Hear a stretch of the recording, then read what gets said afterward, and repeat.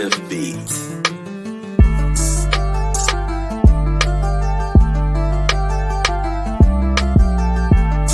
Fans, check out another nifty ass podcast at Boston Loud 92. The Teak. You find me on the hood. They smoke nifty Cackwoods every motherfucking day. They see it. Y'all check out what they got fire off from the hood. New podcast on hood. Y'all check that motherfucker out. Check that motherfucker out, kid. Let's go ahead and support black businesses on hood. Let's keep it 55th Street.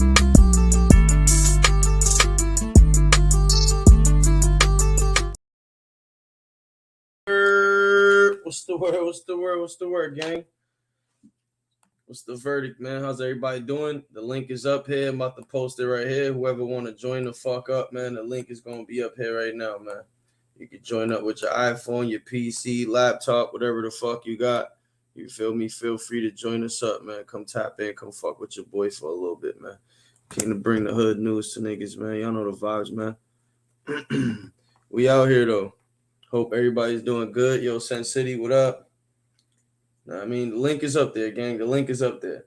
Let's get crazy, though. I don't know if y'all heard. Most of y'all might have heard what happened today. You feel me? But rest in peace, Gillie the son. Gillie the kid. Gillie the king, his firstborn son, Young Cheese, man. He got gunned down and fucking shot in the back in Philly, man. He got killed today, man. So we finna see what's up with that. What happened with that, man? Shit sounds sad, man. Shit crazy, man. They were saying a couple podcasts ago, a couple episodes ago on $1 million worth of game. They said that Gillie was actually had an episode where he was speaking on his son, about his son Young Cheese, and how he's basically kept going to jail and getting locked up, and he was getting into shit, and he's really not from the streets, but he was portraying the street image, you feel me? So yeah, man, let's see what's up, man. That shit's sad, man. Rest in peace to his son, man. I guess the nigga was chilling or something, and he just got jammed up, you feel me? But also I heard it's deeper than this too. I heard Philly goons, they actually threatening Gillie too, bro. Saying that Gillie don't want to get into this shit. This ain't what Gillie wants. You feel me? Saying that niggas that get with Gillie too. You feel me? Saying that this type of niggas, these ain't the type of niggas that Gillie want to have parts with. They saying that these niggas is more crazier than Gillie's whole family. You feel me? So nigga, let's just see what's going on. Let's see this video real quick, gang. Shout out to everybody, man.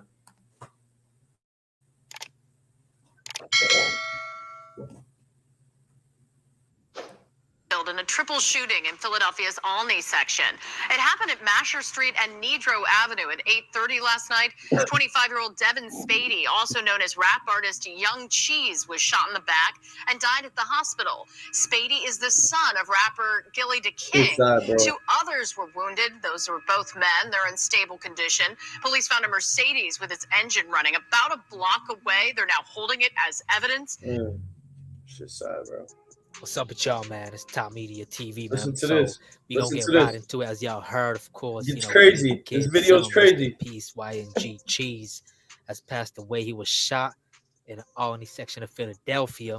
You know, a lot of reports have been coming out. You know, some people have been also saying, man, was it a blood sacrifice after Gillie and Wallow had signed a $100 million deal? A lot of people coming up with all types of speculation. However, YNG Cheese was shot in the back. You know, some people say it was an argument. Some people say he might have had jewelry on, but the fact that he was shot in the back means either he was trying to get away or somebody had just decided to shoot him in his back. Now, in this comment section, a lot of people have been, you know, also saying rest in peace, from Meek Mill to a whole lot of celebrities. But, you know, you had some people. I ain't gonna lie, gang. Some of these tweets is wild, bro. Like, read this shit, gang. He's not gonna do nothing about his son. You got to understand, the dudes that did that to his son is tougher than his whole family. He better take his old ass back to the podcast before he be next. He don't want no smoke with who did this to his son. Trust me. Yo, bro, that is crazy, bro. Man, it was actually trolling. I don't know if they're trolling or telling the truth, but one particular comment on Gillie the Kid's IG says he's not going to do nothing about his son. You got to understand, them dudes that did that to his son is tougher than his whole family. He better take care of his old ass back on our podcast before he be next. He don't want no smoke with whoever did this to his son. I'm not Trust gonna me. lie, I'm throwing it all away for mines, my nigga. I'm throwing it all away for mine, for my kids, my nigga. Now, also on the Philly Reddit page on Reddit, you have some Philadelphia people might have I don't know known Young him or Bull didn't Life, know him, but but he one definitely comment gave out the way type, said gave out the he way was in the type vibe. mix a little bit. Gil spoke on Cheese, which is his son who had passed away on $1 million worth of games. Said Young Bull, or said Cheese was in the streets trying to be something he really was not, and how he got booked and all that.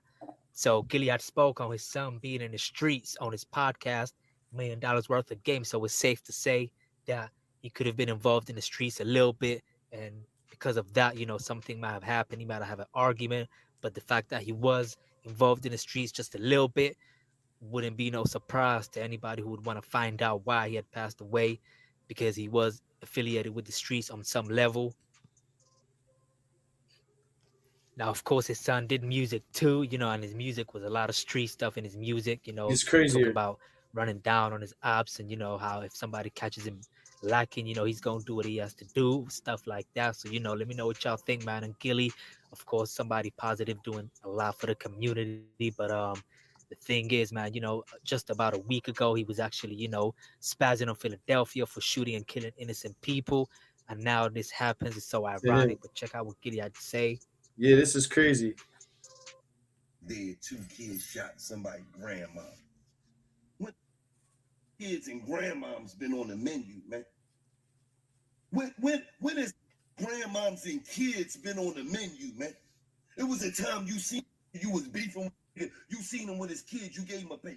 You lucky you was Pass. because you didn't even want that type of karma on you because the kids ain't had nothing to do with this shit. Now y'all can. He ride down the street, he with his grandma and his aunt. Y'all shoot the whole car up, try to shoot the milk of magnesia out of his grandma like she had something to do with that shit, man. And you is not even beefing over no fucking money. You mean to tell me you willing to go to jail, sit in jail for 1,000 years for shooting that you didn't even mean to shoot? And the shit ain't even about no money. Come on, man. We got to get back to the old Philly, man. Elegance, what up? Where this was into getting money, man. Was into getting bitches. Was into being fly. Didn't want no fucking trouble. We'll shoot you till you catch on fire, but we don't want no trouble. We trying to get money, man. We got here shoot about Instagram captions. You said you was going to spend. You ain't spend yet. All right, we spending the day. Man, y'all tripping out here. All right, y'all. Let me know what y'all think, man. So, of course, man, Gillie himself was a street dude in the past. And, so a lot of people are saying how he's not going to let this one slide. He's going to get revenge. Who knows, man? You had Philly Freeway, who was another Philadelphia rapper, lost his son to a car accident. Now Gillie. So let me know what y'all think. Do y'all think he's going to take it there? Some people is also saying it's a blood sacrifice, which is crazy stupid. That's just the conspiracy theories out there. But let me know what y'all think, man. Yo, what y'all think, man? Comment below, man. This shit sad, man. I don't think it was no blood sacrifice. I don't think Gillie's gonna retaliate and nothing like that. You feel me? He's a smart motherfucker. You feel me? He got a lot on the line. $1 million worth the game. One of the most popular, most growing podcasts right now on streaming platforms, bro. You feel me? Like, I don't think that nigga Gillie's gonna crash out. But that don't mean that nigga Young Cheese don't got niggas ready to crash out. That don't mean that Gillie don't got niggas ready to crash out. You feel me? That don't mean that nigga don't got loved ones ready to get with nobody. You feel me? That don't mean that. You feel me? Because if anything, we don't know. Now, I feel like I definitely feel like a nigga like me though, I'll throw it all away for one of mines, bro. I just feel like without my kids, I don't know what the fuck I'll do. So for a nigga to get with my kids is just like, oh man. I can't even fathom that, bro. That shit's insane, bro. But yeah, man, I hope all that trolling stops, man. That shit ain't cool, man. That shit's fucked up. That's just fucked up what niggas did to that nigga, man. He is caught lacking this shit. Let's see something else real quick. Let's see something else.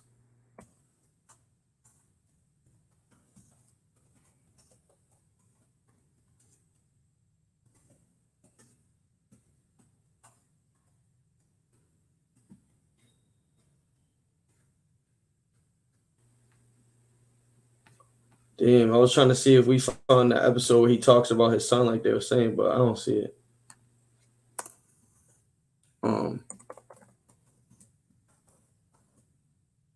It is cold. It is cold. Then let's see what Wallow got to say, man. He has lost his 20. Yeah, nah. I don't even find that.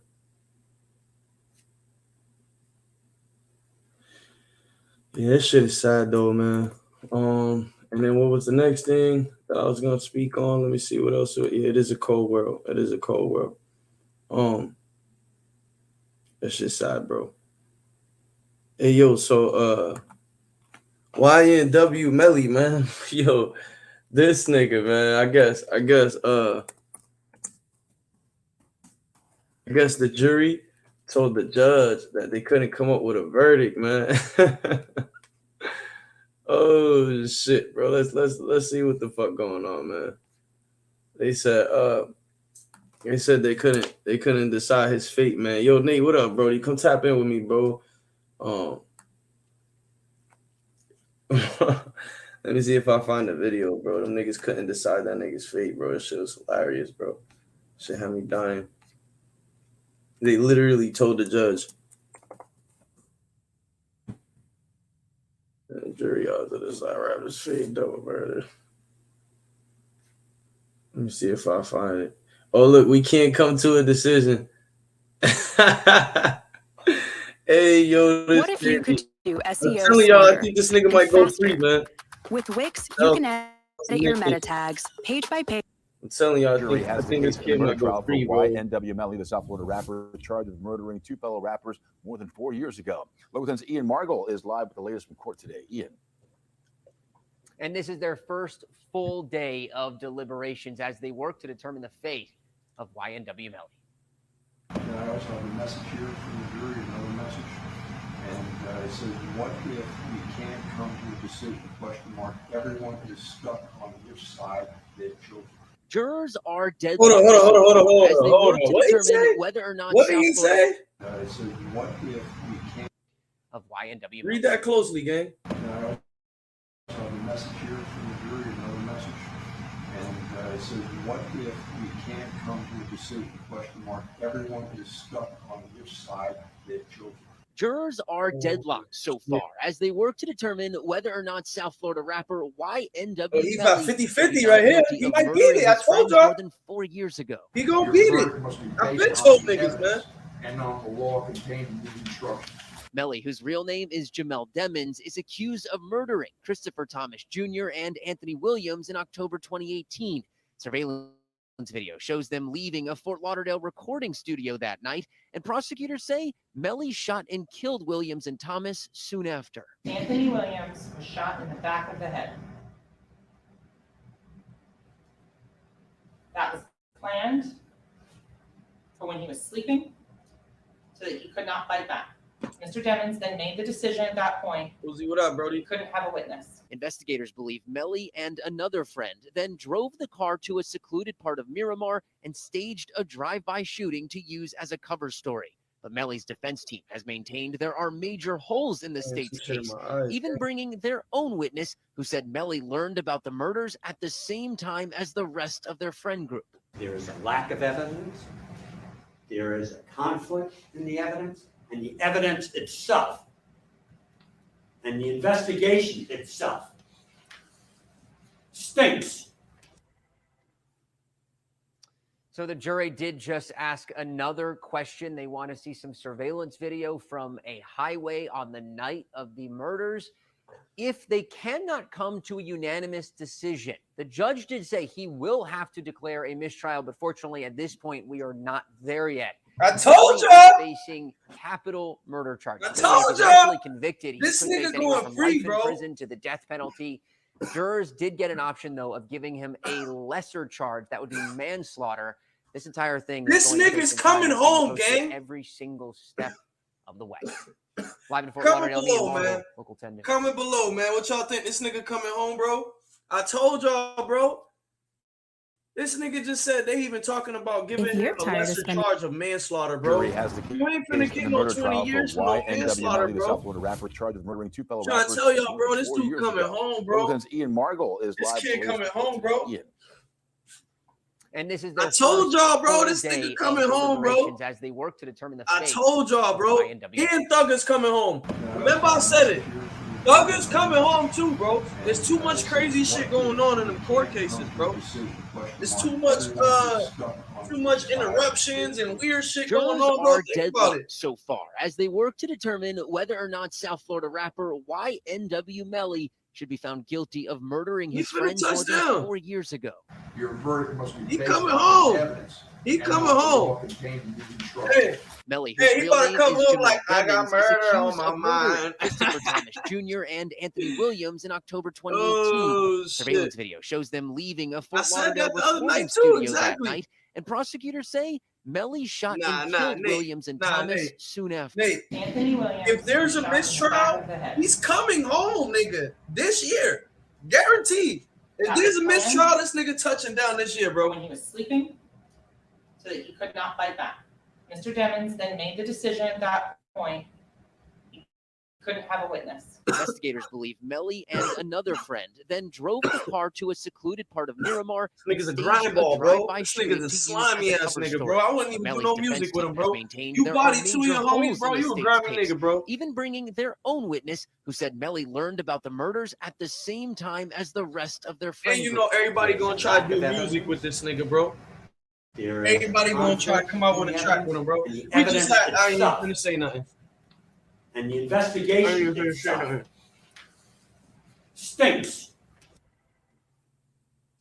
So the jury did just ask another question. They want to see some surveillance. I tell video y'all, bro, from this a nigga touching highway down, on the bro. night of the murders. This nigga If touching they down, cannot bro. come to a unanimous decision, the judge did say he will have to declare a mistrial, but fortunately at this point we are not there yet.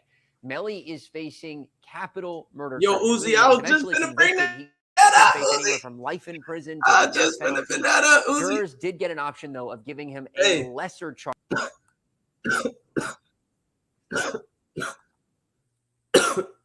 Hey, man, what y'all think of that, man? Y'all think this nigga coming home? Let's see,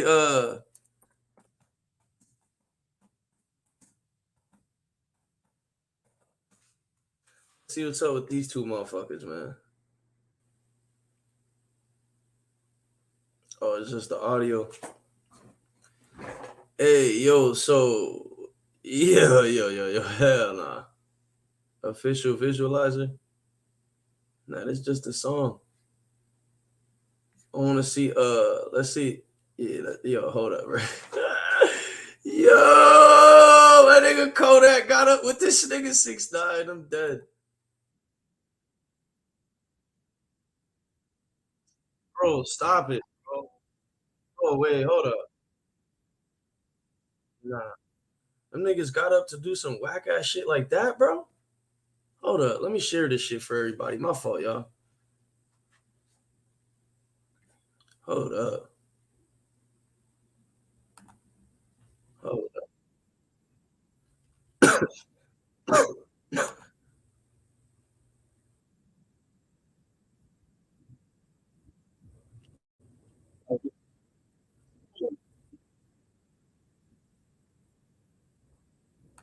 Here we go.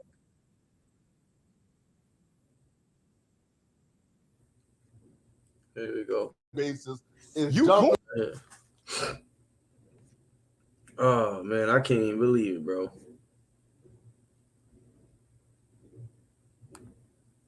Hey, man, what y'all think, man? He running up a bag or he fucking with a rat or what, man? Comment below, man. How y'all feel, man? What y'all think, man? Would you work with a rat for a bag? Or fuck the bag, nigga. You ain't working with a rat. Talk to me, man. Comment below, gang. Would you work with a rat for a bag? Or fuck the bag, nigga? What y'all think, man? Comment below. Let me know. Let me know, gang. Fuck the bag, nigga. You feel me? Fuck the bag or you get into the bag with the rat. What up? Talk to me. Yo, also, Kodak dissed him on that track too, bro. You know that, right? The nigga said, he said, he said something. I got yak, something. Please. He was like, nigga, I'm so dope. I got a rat giving me cheese, nigga. That nigga went crazy, bro. I don't think that snitching shit really matters anymore. Yeah, I don't think so either, bro. I don't think niggas is standing on the morals no more, bro. Senya, Nate, and Lady, salute to y'all, good looking people. Y'all good peoples. Yo, Lady, what up? I would, especially if I ain't a street rapper, LOL. Facts, Uzi, I'm not a street rapper. I'm not a street nigga, so a lot of y'all niggas will run it up. Okay. I feel it. Hold up, let me fix this right here. Kodak Black. Yeah, here we go. All right. Let's see what's going on. Let's see what's going on with the new Kodak shit, man. What?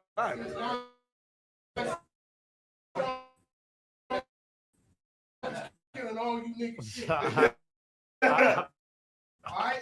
Yeah. Hey, listen. I need to hear it. Listen. I need to bump it. Hey. I need to play it. Told his niggas though, listen. I was defending. I defended it a little bit. Why he gonna hate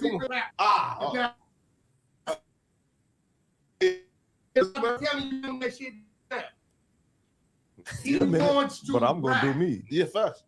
And today it ain't about the over rap. Nah, that's a fact. Yeah, hold up. The streets. I got y'all, get straight to it. Hey, but get to the bag, man. You too serious about it. We gonna have fun with it. I got you, man. 2 seconds. I'm gonna refresh my shit, gang. Hold up, 2 seconds.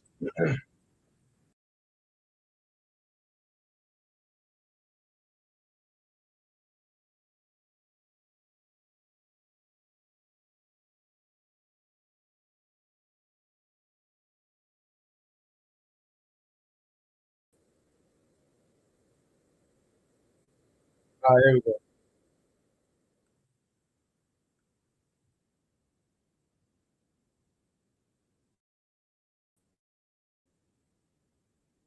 All right,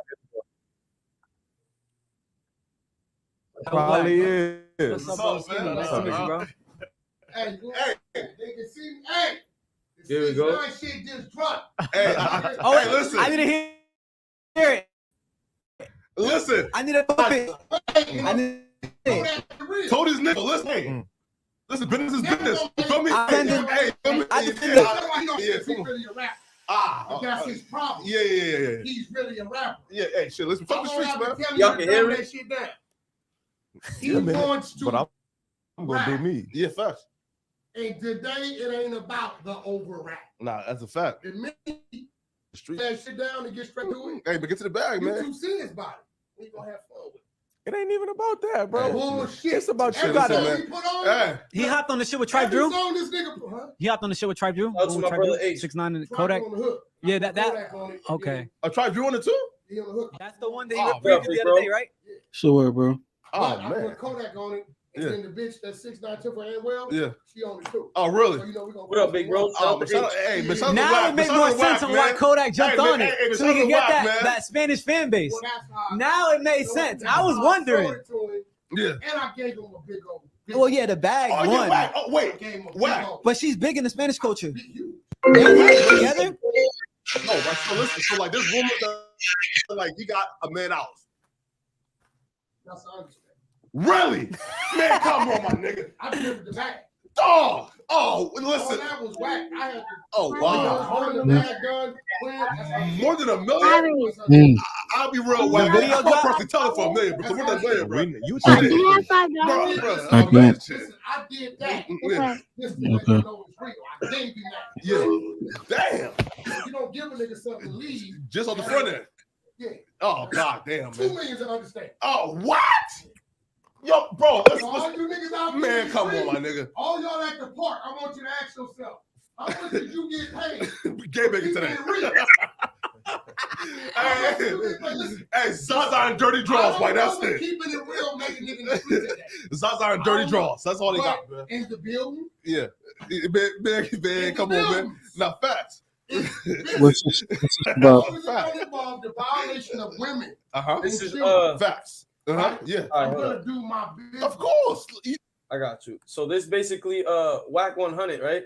Talking about how he feels like the Kodak Black move that he did with 6ix9ine, that was actually pretty smart, and that he don't think that's considered really anything of him like being less of who he is. You feel me? Like he don't consider him a rat or nothing, nigga. He says that he thinks that was a smart business move because the shorty they on the track with, the shorty, she's lit right now. He's saying the 6ix9ine, he got the Spanish community right now. You feel me? Like they kind of rocking with him. He was saying how that helped the Kodak because I guess he went to like a Spanish genre too. You feel me? Or like got more Spanish I guess crowd. You feel me?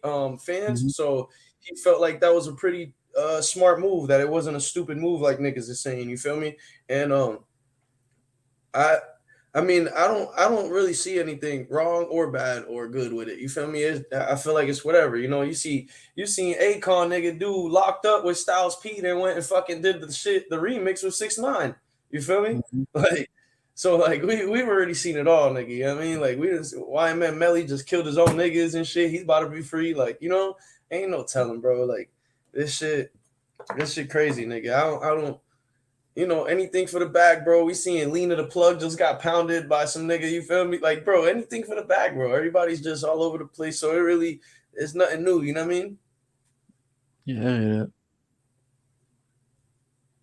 Yeah, I mean, that's what I take from it. What's up with you, though, bro? Yeah, shit cooling. I was just sitting here listening to beats and shit. Yeah, I feel that. Yo, we was talking about Gillie's son. We was talking about the YNW Melly. I guess the jury told the judge they couldn't decide his fate. Yeah, I guess the jury, they told the judge that they couldn't decide Melly's fate. That's crazy, right? That's weird. That's fucking crazy. Yeah. Yo, they saying, oh, yo, bro. Yo, hold up. Let me look at something because I think this is breaking news, bro. This is crazy.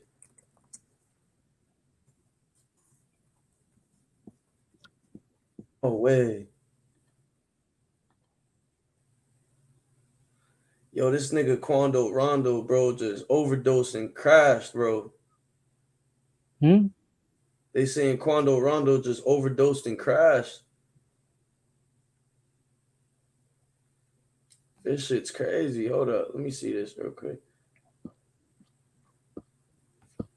Yeah, nigga. Hold up. This nigga's a jackass. Hold up. Let me pull this up for y'all real quick, gang. Niggas be wildin', huh? Niggas be out here wildin'. Oh, shit. Wrong shit.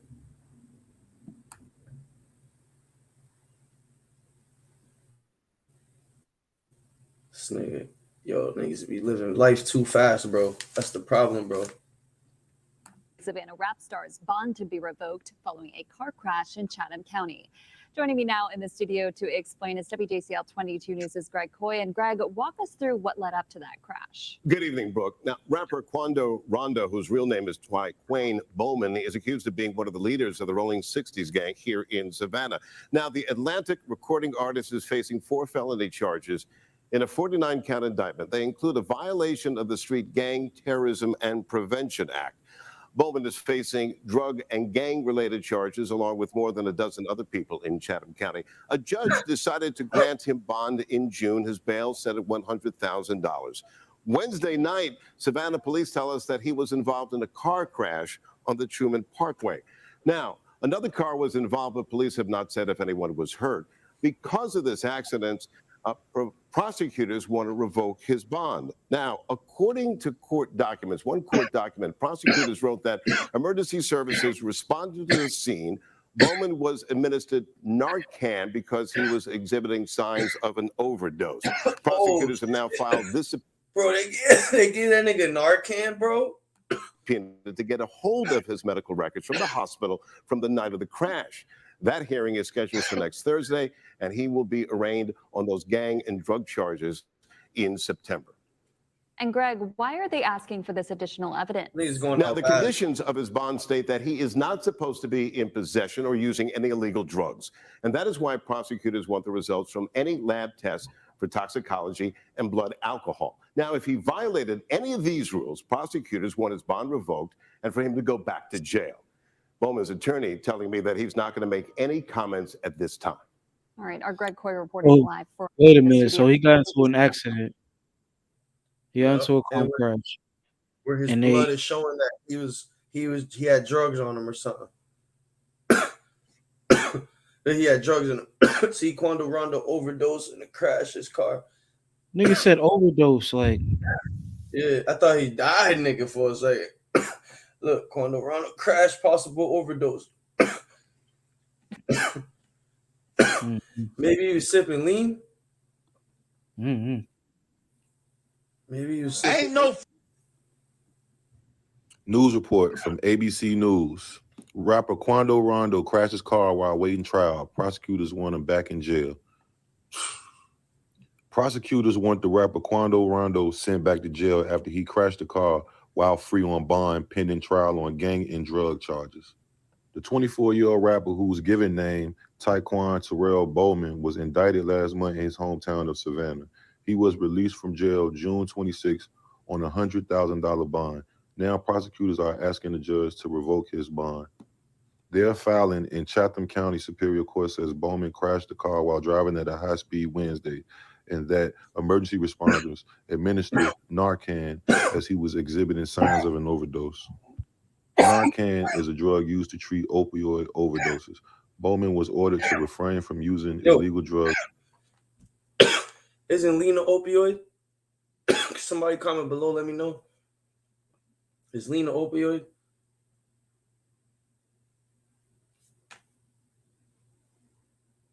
As a condition of his bond, according to court records. Bowman's attorney, Kimberly Copeland, had no comment on the case, said a woman answering the phone at Copeland's law office Friday. A judge scheduled a Thursday hearing on Bowman's bond. Prosecutors obtained a subpoena for toxicology tests and other medical records from the hospital that treated Bowman after the crash. Bowman and 18 others were indicted last month by a Chatham County grand jury. Bowman was charged with 4 counts, including being the manager of a illegal street gang known as the Rolling 60s. His other charges include conspiring with others to distribute marijuana and to buy pills of the opioid hydrocodone. That's what he had, hydrocodone. All right. Prosecutors said additional charges stemming from the car crash are pending. Oh shit! I didn't even know H left, nigga. No cap. That's crazy.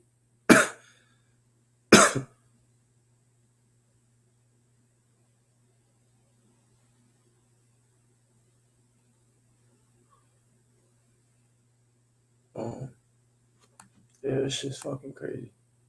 Let me see something. On to the next shit, though. This nigga wildin', huh?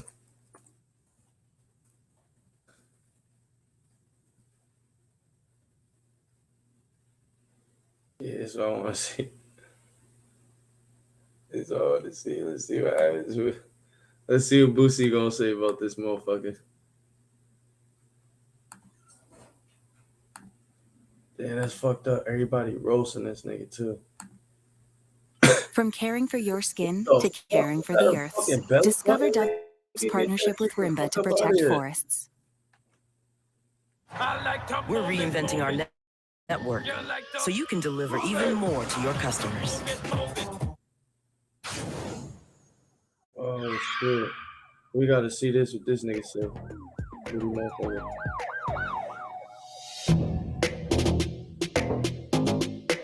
Come on, man. What you doing? What you doing? Because y'all still won't listen to Kodak. There we go. But I Boosie responds to backlash after calling out Kodak Black for working with 6ix9ine. If anybody else would have said something, it'd be cool. But I said something. Y'all hurt too. Y'all feelings hurt. Y'all just need somebody to take it out on because y'all still won't listen to Kodak.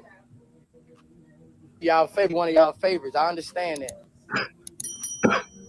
Y'all need somebody to take it out on, and it's okay. You can take it out on me. Okay, it's okay. I don't look at Nicki Minaj like Kodak Black. Don't start that. That is a woman who is not no fucking street nigga. Be sure to like, comment, and subscribe. I know y'all mad at me. Y'all mad at me. I understand. You mad at me because, you know, you got to have a reason to still listen to Kodak. And that's okay. If I didn't bother you, never mind it. Never mind it. But the truth hurts a lot of people. The truth hurts. And a lot of y'all hurt because I spoke the truth. It's okay to be mad at me. It's okay to be mad at me. It's okay. I know why you mad at me. Because you're going to keep listening to Kodak. So you have to find somebody to blame it on. And I'll take that blame. I'll take that blame.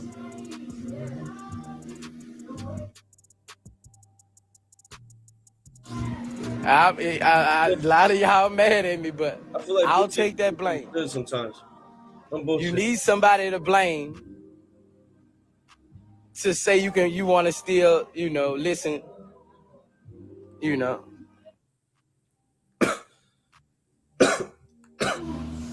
It's okay. You can blame me. Blame me for Kodak getting on the song. Blame me. It's okay. Yeah, Boosie, definitely. Blame me. Definitely.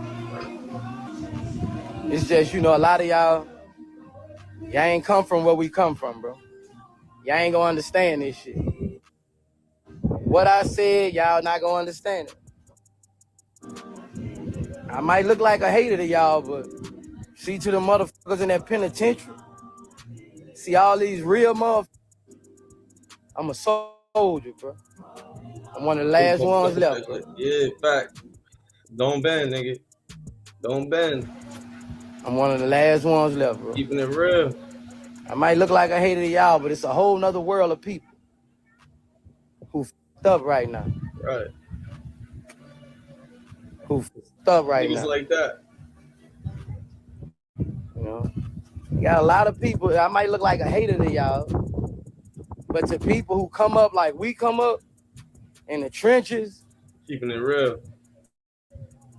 Like I'm a hero, bro. I'm a hero. You know, I'm a hero, bro.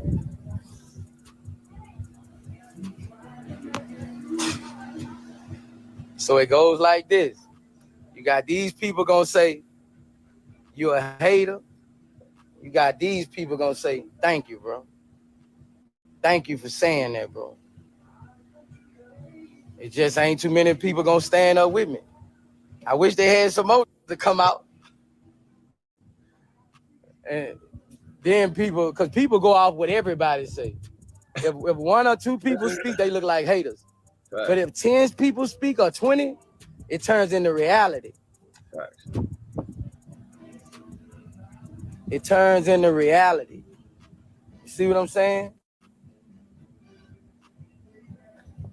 No, I never said Kodak was a rat. I didn't say that. Y'all putting words in my mouth. Oh, tattered. Oh,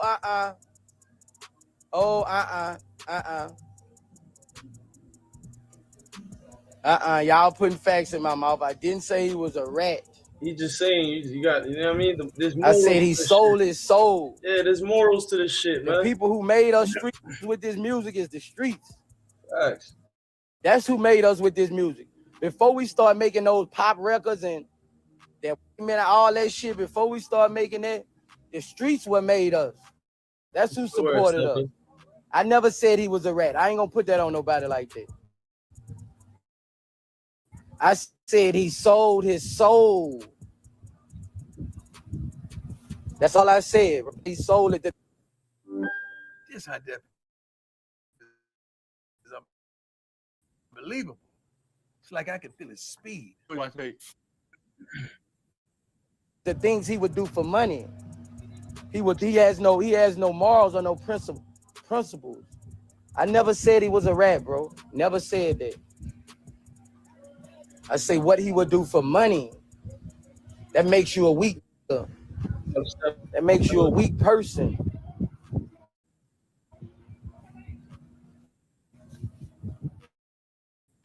That's all I said. You gotta stand for something. If money can make you do that, money can make you do anything. I never said he was a rat. I never said he was a rat. Y'all would get out of my live with that. I never said that. Never said it at all. I say he has no principles. He has no morals for what we stand on. And I thought that out his generation, I thought that he was one of them that really stood on business for the streets. You know, so many families are separated because of rats. You know, and it's just, you know, it's not, I never said he was a rat. I say he has no principle or moral. See? And how it supposed to go. The streets not supposed to fuck with his music no more. If you're a street. Now, if you're not a streets, if snitching hasn't affected you, then you won't understand. This doesn't even go to you. If you ain't from them gutters, like, you know, if you ain't rap about them gutters, if you ain't rap about them gutters, it doesn't apply to you. It doesn't apply to you. It applies to the people who come up like us. And 90% of the people that's on social media didn't come up like us. Is this your channel right here, Stephen? Is it you know?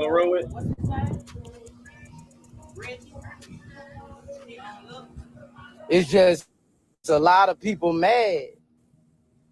I never said he was a rat. A lot of people mad.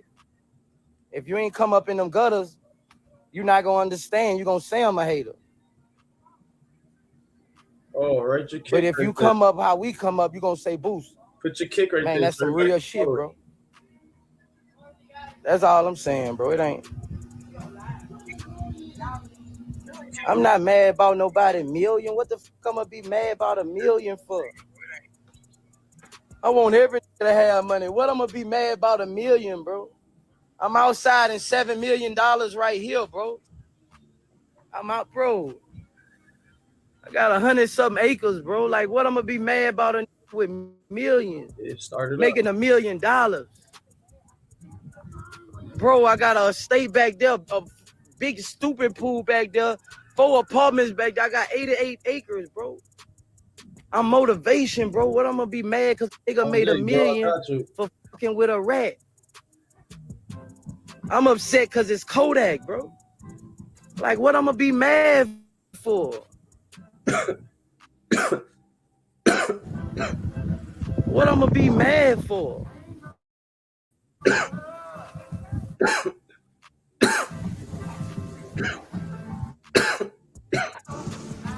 What I'm gonna be mad for? What you wanna do?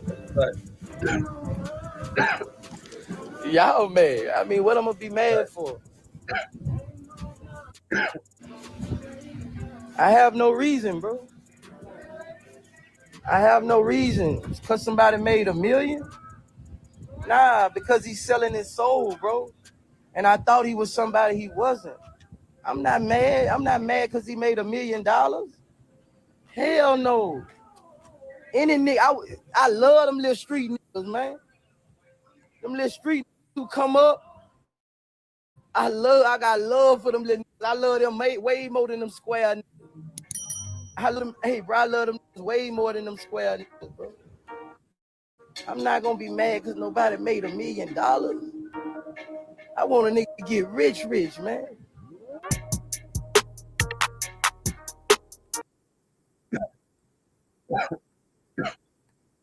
I don't think Boosie hating. I think he's just keeping it real how he always do, you feel me? I think he's just keeping it real, you feel me? Like, nigga, what's going on? You know what I mean? Everybody just let niggas do whatever now. You feel me? Like niggas need to stop playing with Boosie too, bro. Stop saying he hating and shit. Every time Boosie got something to say, everybody always say he hating, bro. No bullshit. He can't just be like one of them old school niggas that just stand on shit. You feel me? Like one of them niggas that he was raised differently. You feel me? Like niggas just don't respect it. Niggas always gotta. You feel me? Oh shit, he going crazy or something. Nah, my nigga, that's him, bro. Just how niggas gotta respect everybody else's lifestyle. Niggas gotta respect that nigga's words too, nigga. You feel me? That nigga's lifestyle too, bro. Just a quick question, bro. I see Boosie keep it 100 as always. He's just like speaking on principles. His career and try and kill Boosie off. They want to kill off the older folks for giving game. Facts. They want the young generation to crash out. Yeah, that's a fact. That's a fact. That's a fact.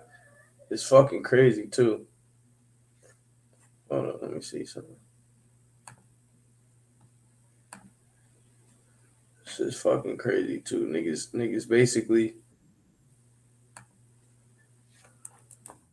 Hold up. I guess he had said something else.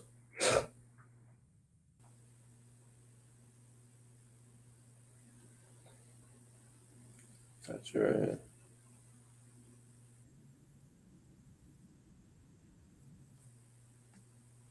Yeah, man. It's like.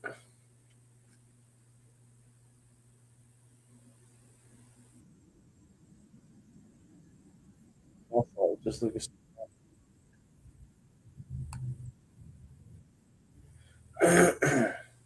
You always got the best commentary, boss, and I'm enjoying this stream. I appreciate you. Young life just gone. You supposed to live to Boosie age. That's a blessing. They want the young generation to crash out. You feel me? The videos be entertaining. Good looks, bro. Yo, shit is crazy. Shit is crazy, bro. Niggas is out here just crashing out. Yo, one thing that H brought to my attention that I didn't pay attention to that now I'm starting to notice, bro, right? What's up with all these King Von videos that are just now being released? Why are they being released now, my nigga? Why is all these videos of King Von fighting in jail and doing all this weird shit in jail? And I don't know if y'all saw, there was even more footage today released of this nigga beefing and shit, you feel me? Like, this nigga got pepper sprayed, you feel me? He was beating a nigga up, bro. And he was jumping him with some other nigga, bro. Like, know what I mean? Like, what's good with all these jail videos being released? Like, who's doing that? Who's behind this shit, bro? Who's releasing this shit? What's the motive? Like, if you've been seeing these shits, why release them now?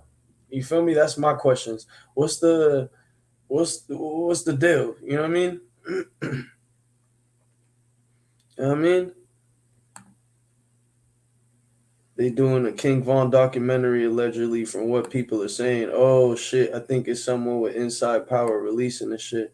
That's weird. Yeah, I didn't even think about it. This nigga H was like, yo, dog, like you haven't noticed, nigga, why is all this footage being released? Nigga, all of a sudden out of nowhere, nigga, you feel me? And it's true, bro. If y'all think about it, like, I mean,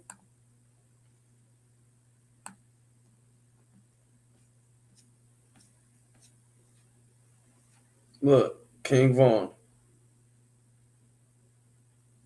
More footage of this nigga released, you feel me?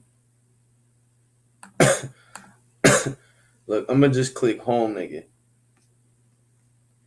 Boosie reacts to his daughter cursing. Bro, literally just mad videos keep popping up of Vaughn. Yo, Uzi, look at your shorty.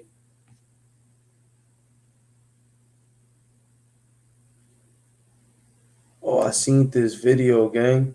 I don't know if y'all seen this.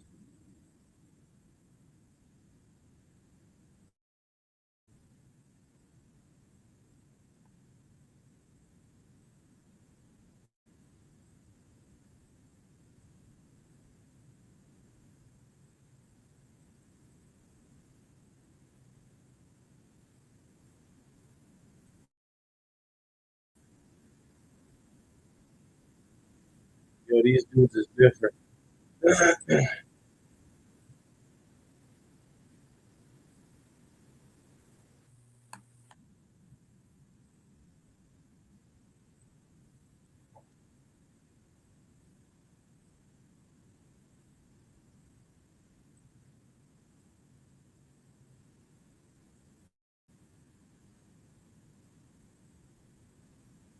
This video is crazy, gang.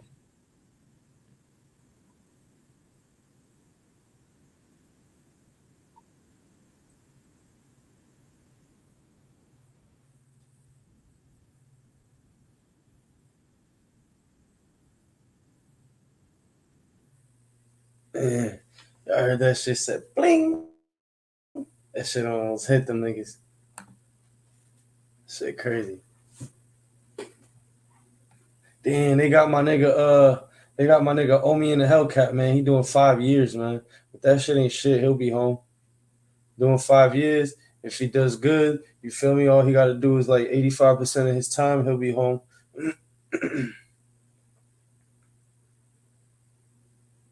No way.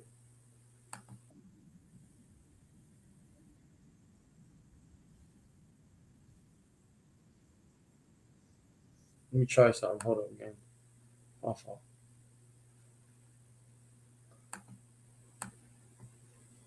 Here we go. My fault, gang. Let me try something.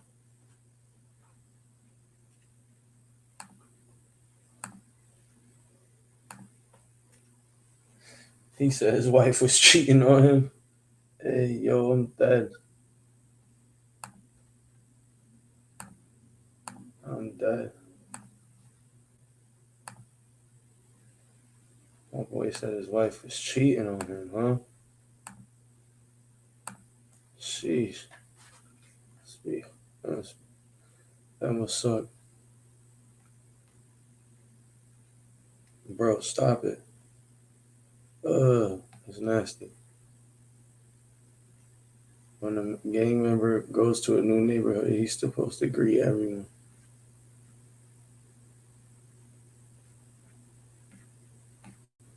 Damn, what was that video? Oh yeah, we supposed to watch this weird nigga respond. Hold up.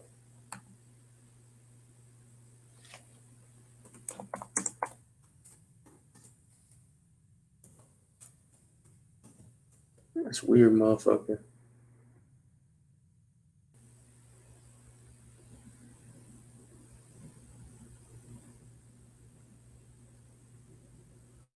Oh, so there have been allegations on this weird motherfucker. I remember, y'all remember with King Yella, he said this nigga was so high one time he tried to do some gay shit. King Now Yella let's get said, right to it, man. he looked at the nigga like, a guy what? named Bloodbath just recently did an interview, and you know, Who the fuck is that? put out a few, I don't know no fucking goofy that no you know, fucking Bloodbath. What the fuck is this? Malibu's Most Wanted? Don't do a Bloodbath. So goofy. Don't even talk about that third ass nigga. He in jail, man. Tell him get his freedom back. I'll send him a couple $100 or something, man. You need some money or something. I'll send him a couple $100 or something, man. You need some money on Tuka. Tell him go get his money over. So you want to make interview, try to get some internet face and money, dude. I don't fucking know you on Tuka. Yo, that's a clown. JoJo. On some real shit though. You don't know the guy from the Can of Paint. Hell no, never saw nigga. That his goofy ass, they got his stupid ass tattoos in his face. I knew the fuck he was. Get your clown ass out there, man. People said that shit. We was just in that bitch. I would have beat the fuck out of him on Fulham Grave. He was, come on, man. From niggas ain't played me in that bitch, man. On Tuka. Everybody play. I would have saw him. He saying like that. If he would have saw me and said you ain't like that on Tuka, I would have broke his jaw on JoJo. Period. Now what you gonna do? Yeah, because I mean the way he was talking is now what we gonna do? You. Well, you on video the whole doing time he shit. was dick riding dude them the whole time, man. That's the whole he on some OTF trying to slander motherfucking. Get your goofy ass on. Where the fuck is he from? Where he from? I think he's from St. Louis. I'm from Chicago, Illinois, man. You out of town ass clown slab, man. You OTC out of town clown. What's wrong with these fucking Bufords? How you locked up with me and he from St. Louis? Where he at? I don't fuck. Anyways, man, what's up though? I ain't talking Yeah, about nah. today, I just want to get that understood because you know This nigga, that's all over the blog right now. man. this That's all nigga's over Me the and you blog. spoke, and you feel I'm like still out here getting money, doing my thing, driving phones, fucking all these hoes. These hoes know. Or took a little J, got hey boy, Jake the Snake, judging over clean. Well, get rid of shit out here. Or took her. yeah. You never hear nobody around me say no goofy ass shit like that, man. Or took her. Man, my niggas laugh at that shit. We continue getting money doing our thing, or else. nah, nigga. Don't try to downplay this shit. Nah, what you what you gonna say now?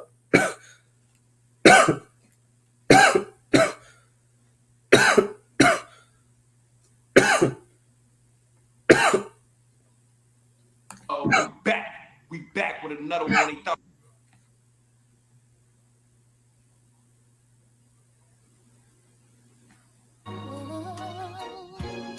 All right, let's see what he. Is that Chris?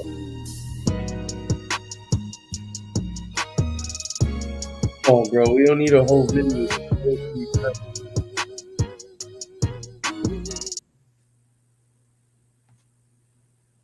Oh shit. I came well to 2015, 05, 07, 035. You were involved in an incident today on 3 South and Division 9. Would you like to make a statement? Yes, sir. Go ahead. Somebody dropped my name for Law Library. I did not sign up for Law. Hold up. He said yes, sir. Sign up for Law Library. They try to force me to write out today. When we came, I didn't write it, and when we came back from the Law Library. We all was uncuffed, and then 3 guys ran up on me, and they jumped on me in the hallway. And I tried to defend myself, but the COs, they was attacking me more, and I was doing the running. And one of the guys, he was pulling my hair, and I was slammed to the ground. The inmates was pulling your hair? Yeah. Okay. Clarify that before you know what I mean? Because he's snitching. He's snitching. He's telling right now. One of the inmates definitely thought I got to keep separate on him. He's my rapper on my kid. He's son of guy. They call him Prince. I don't know his real name, but they call him Prince. He sent him to fight me. And then once I tried to defend myself, that's why all 3 rushed me. Rushed you? Okay. Over some legal stuff as well? Yeah. Okay. They try to snatch the legal work on my hand. Okay. They forced me down to the Law Library to sign an affidavit. If he can open it up and show you that they Uzi. to Law Library. It don't matter. Well, this is always an investigation, so they'll take care of that then, okay? All right. That's your statement. All right. Bad, so bad, Shorty, on 4th grade. Shorty, it was a fucking fight, gang, on Lil Brian. Like, come on, B. Like, in real life, like, Faye, I think your reaction gang. Like, how you doing a reaction gang? You just try to swap your freedom out with a nigga's gang. You try to trade your freedom for another nigga freedom. But now, like, overall, though, I don't took it, Shorty. Like, no matter how hard y'all try to make me look like a snitch, gang, I don't took it, Shorty. Y'all can keep trying, gang. But look, let me just tell y'all something, gang. Y'all ain't gonna act like E-Dog from the OA just telling my homies 15 years, that's 115 years, gang. Like, free Lil Mikey, gang. Like, y'all niggas, y'all make real statements about murders, gang. I don't took it. Then this nigga see money. Gang, yo, come on, hey, Cairo gang. Yo, homie C Money here made 2 statements before he died. He made one alive, and he made Yo, it's Big Ant, the spokesman, man. We back. Another edition of Urban Politicians TV, UP. Them niggas telling, bro. Them niggas telling, bro. That's insane. That's insane, bro. These niggas telling, bro. Yo, these niggas telling, bro.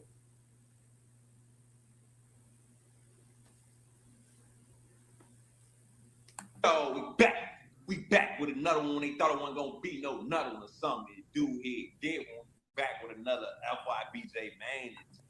And let's get into this whoop. It hit different. So the whoop I got, as much as I could see on this whoop. Let me turn it. I'm about to turn this. Timberlake Murderant Miranda. I ain't about to listen to all that. Skin bone goes like.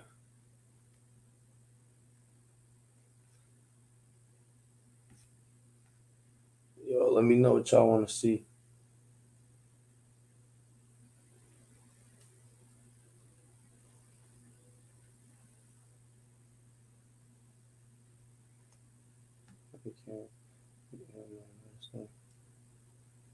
Damn, that's wild. Beat the fuck out that nigga.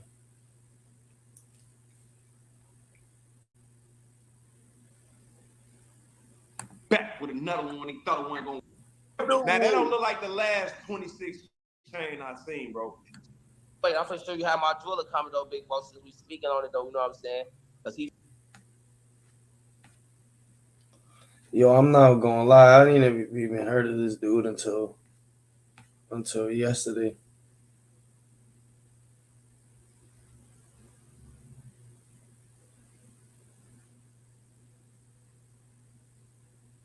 Never even heard of dude because I don't pay attention to them Chicago niggas too much. See, Vaughn ain't talk nothing. 14 hours. My nigga Vaughn ain't talk Today's nothing, bro. February 9th, 2016. The time.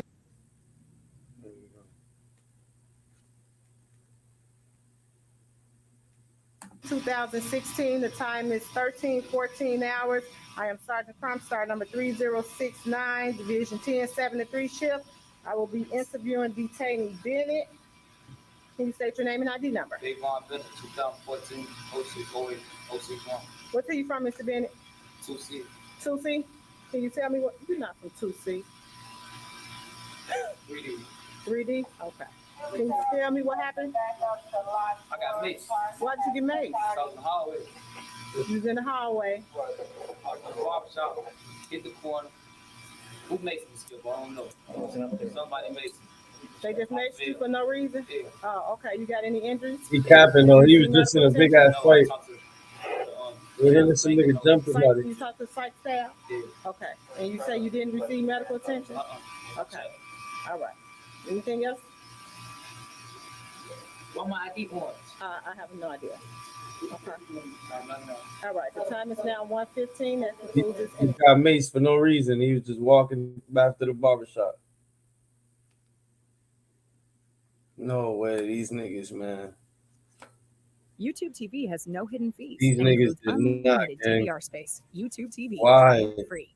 That's hilarious. That's a good way to get With fucking with back Shopify's mobile police app, or something. you can handle your business anywhere. Add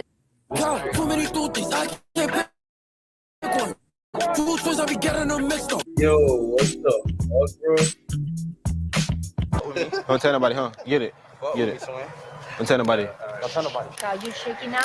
Oh no, I'm a professional coke dealer. I was trying to see if you guys were open for shop. I'm gonna bring you home, Matt. I'm gonna bring you home, Matt. Hey, I'm gonna show you the handshake. Hey, Matt, if you do enough work for us and you get your ring up, you get one of these, all right? Level up. All right, bet. Keep playing. Who? Keep playing. Who? You. Who? You. Who? You. Say, Holmes, you got a follow, Holmes? Hey, what's good, chat? It's your boy Lil Soulja about to give another video. As y'all can see by the title, man. We here, Holmes. We here, Holmes. I'm with Holmes. Holmes. I'm with. Here you go, cut. Let's go to the most played moment. Here you guys go. Home! Chico! Oh,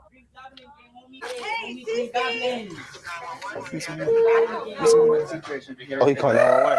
He caught that one. Here you go, cuz. Hey, cuz. Hey, cuz. Hey, cuz. Hey, cuz. Hey, cuz.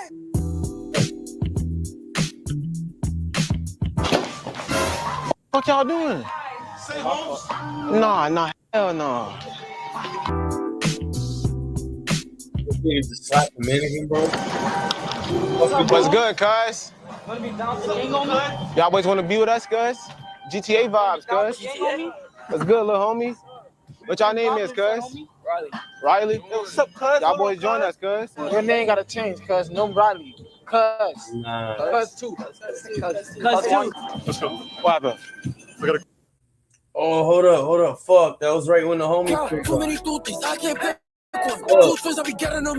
Right here. That was right when that dude pulled up. Cuz no Riley. Cuz 2. Cuz 2. Let's go. What happened? We got a call from security saying y'all causing problems. We just walked there. Someone said you pushed over a man downstairs. What? What, Holmes? Someone guys said, do that, Holmes? someone said one of you guys pushed Wrong over guy, a man. cuz. Hey, cuz. Just because we got on green, cuz don't stop the show, cuz. I don't know what green stands for. All right, then. Chill, Holmes. This ain't what you think, cuz. On Chico, cuz. It's not what you think, cuz. I don't do that stuff. I don't We don't do that stuff, cuz. That's why we're not going anywhere. We ain't going nowhere, cuz. Cuz, he speaks English, cuz. Speak to him, Hey, just take it. Take it. Take it. Take it. Take it. Take it, bro. Just take it. Take it, bro. Chico. Chico, Yeah, homie. Chico. Say, Holmes. What's the secret, Did we Tyler? cause any violence, Holmes? Hey, Zelda, did you copy? Holmes, did we cause any violence, Holmes? I'm good. I don't know what you're saying, man. All the kids are supporting us. I don't see what's the problem. In the building, Zelda. The kids are supporting you. I don't know what's the problem. Holmes, We literally just stop explaining to yourself, Holmes. On Chico's graves, Holmes. I guess. You know what I'm saying, Holmes? Hey, let's take a picture. Hey, Holmes, y'all spread money, Holmes. I'll spread money. Yeah. Hey, Holmes, don't run up on the money, Holmes. Hey, give him some. Give him some, man. Give him some. Everyone needs.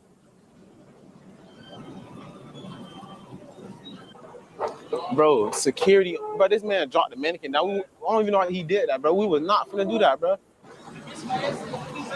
Hey, Holmes. Hey, Holmes.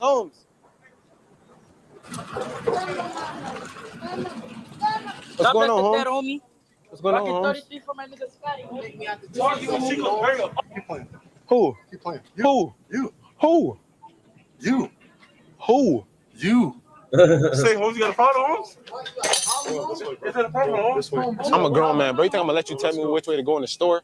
Bro, I go that way. Alright, we out, bitch. Excuse me, ma'am. Is that your daughter, ma'am? Yeah. She very beautiful. I just want to see if I can get her number, cuz. Chico. I get your number, cuz. Oh, I can't get your number, cuz. Say, Holmes, you're very beautiful, Holmes.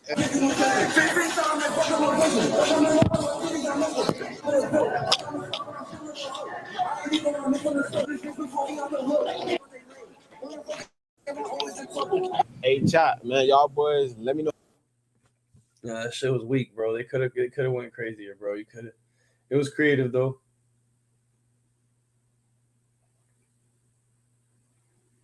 Oh shit.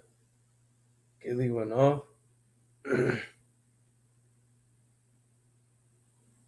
How to say?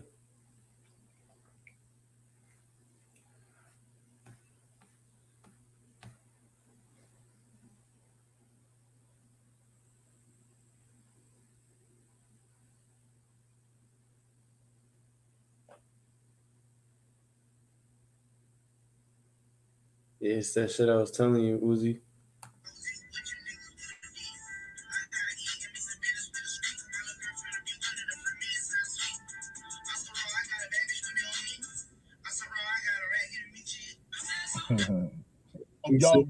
He said, I'm so raw, I got a rat giving me cheese, nigga. That nigga crazy, bro. I'm not even gonna lie. That bar was kind of hard, bro. That nigga said, I'm so hard, I got a rat giving me cheese, gang. Yo, Kodak different, bro. Hey, yo. That nigga said, I'm so raw, I got a rat giving me cheese.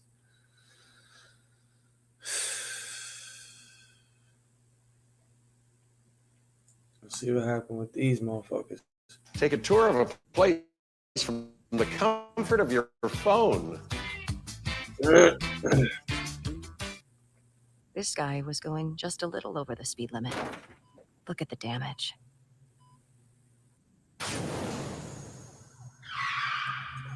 The nigga said, I'm so raw, I got a rat giving me cheese. Oh, I thought it was actual. What is it?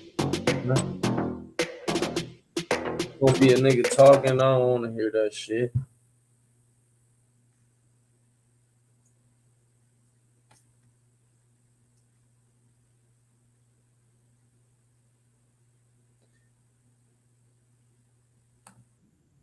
Rapper dead. 25-year-old Kevin Spacey, known as Young Cheese, was gunned down in Alney. The rapper is the son of Gillie the Kid. 2 other people were shot as well. And Cheyenne, so many people are heartbroken over this. You spoke with loved ones tonight.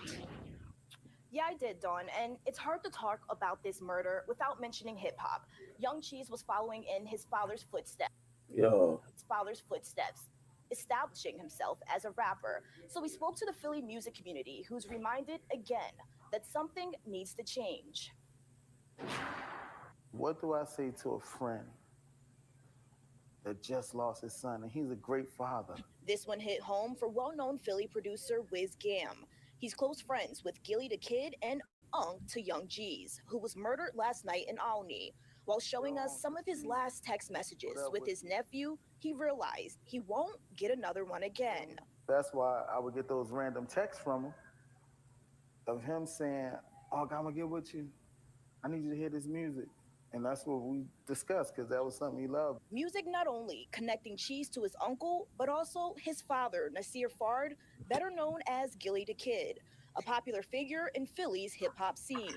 His sons, like, since they were coming to the studio in Batcave, running around, we would play with them and wrestle and run around. So I seen them as children to grow into men, and then to have their own children. Gillie was definitely tapped into his family and how he dealt with his children. Yeah, this was last night. I'm very proud of him for that. Devin Spady, who goes by his stage name Young Cheese, was in a rap group with his brother Mac, making them Mac and Cheese. Community activist Talia Taylor says the hip-hop culture is partially to blame for this violence. Even with the rap murders, as beef going back and forth. But that's the way the wave is. That's where our culture, the hip-hop culture is now. It's not real hip-hop. It's not real hip. It's just a whole murder scene. We got to be more accountable. We got to have accountability. We have to be accountable to and step up and teach our young men that what we learned is wrong. Gillie's father also co-hosts podcast $1 Million Worth of Game with motivator Wallow, trying to teach young people to stay out of the streets. The world we came from it's a lie. It's no way out of it if you stay in it. So the game that they're giving these kids and these young boys is very valuable because they have lived it. We're going to lose a whole generation if this keeps happening. We're going to lose a whole generation of black men. And while he knows his friend is hurting and will be for some time, I know he's going to find something from this to use into what he's doing. Somehow, some way, I think his message is going to become even stronger. And as of now, no one has been arrested for this shooting. Now, next weekend, Gillie also was throwing a large party with other celebrities coming to town to celebrate his birthday. Now, we all know Gillie's contagious laugh. I just hope that one day we get to hear it again. I'm in the newsroom. Cheyenne Kren, Fox 29 News. All right, Cheyenne, thank you. Yo, that shit is fucking sad, nigga.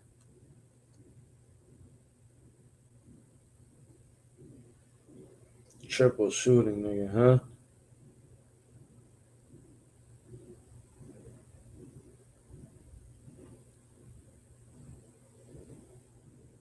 This shit's fucking crazy, nigga. Let me refresh this shit. This shit's fucking insane, nigga.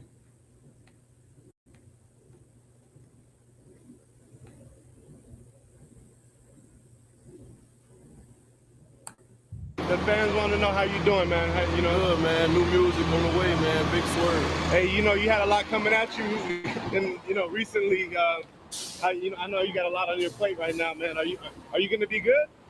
I don't even got a lot on my plate. I'm just working. I feel life, doing the right shit, but I'm great. Good.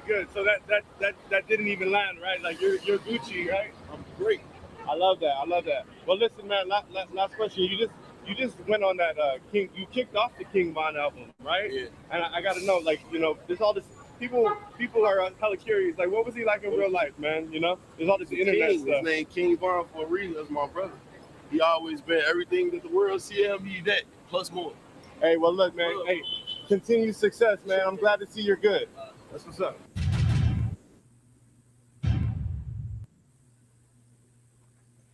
Mm.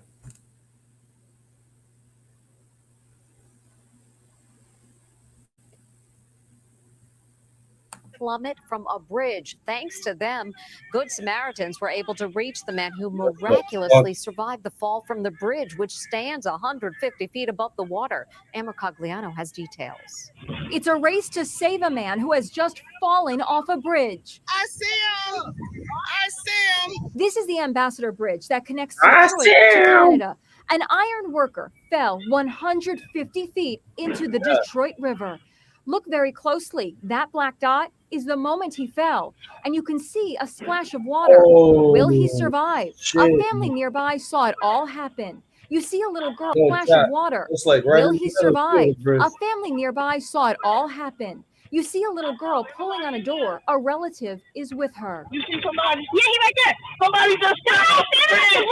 He was working on the bridge. We heard really loud banging on our side door and people yelling that somebody had fallen from the bridge. Captain Sam Buchanan, who works for a boating company, rushed into action. They were pointing to help us. They're like, there he is, there he is. I see him. Get him, get him, get him. Right there. They got him. They got him. He really wasn't swimming. He was just bobbing in the river and he had no life jacket. And once we got him out, we put a blanket on him and just reassured him. The man, identified as 27-year-old Spencer Baker, was in a daze. Did he say anything to you? He just kept asking why was he wet and what happened to him over and over again. Yo. They said, you fell off a bridge. Yo, once you The fall boat from a makes it certain back to height- shore with Baker, very lucky to be alive. Yeah, he's breathing. He's since been released from the hospital after suffering a few broken bones and a lot of bruises. Here he is with his 4-month-old daughter. I remember falling and I was just thinking that this is it, man. My life's over. I'm never going to get to see my daughter again.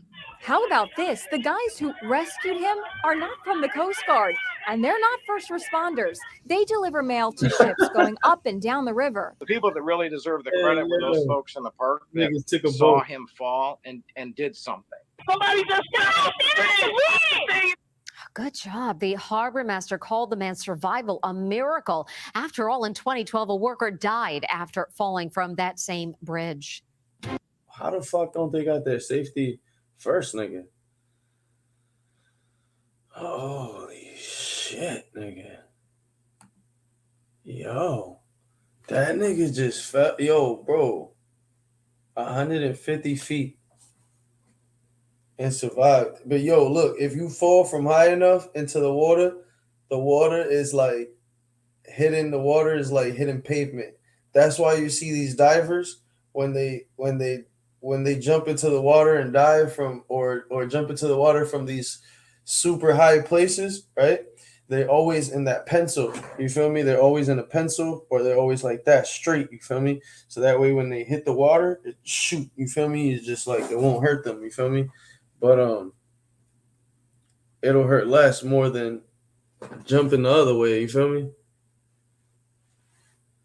That's fucking crazy. That's fucking crazy.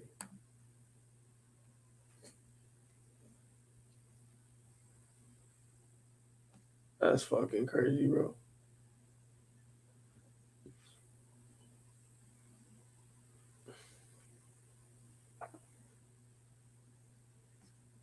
Man, yo, man.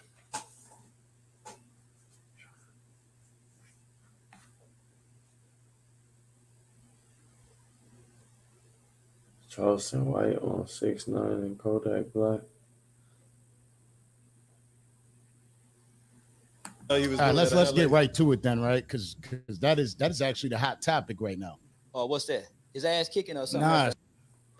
What the hell you was doing? Let's get right to it then, right? Because that is actually the hot topic right now. Oh, what's that? His ass kicking or something? Nah, 6iX9iNE he just revealed that he's dropping a track with Kodak Black at midnight. Paid $1 million for the feature. Who got a problem with it? He ain't told on no Haitian. Paid $1 million for the feature. So yeah. If a nigga ain't told on me and my friends, I still fuck with him. So that's your opinion on it? That's what it is. Yeah, I think T.I. should do a song with him. I think all rappers should embrace 6iX9iNE. Why T.I.? Because T.I. worked with the Feds too. Okay. It'll be a great collaboration. They both had to collab with the Feds to reduce a sentence. Yeah. So that's all I'm saying. So, but just look at it like this. Yeah.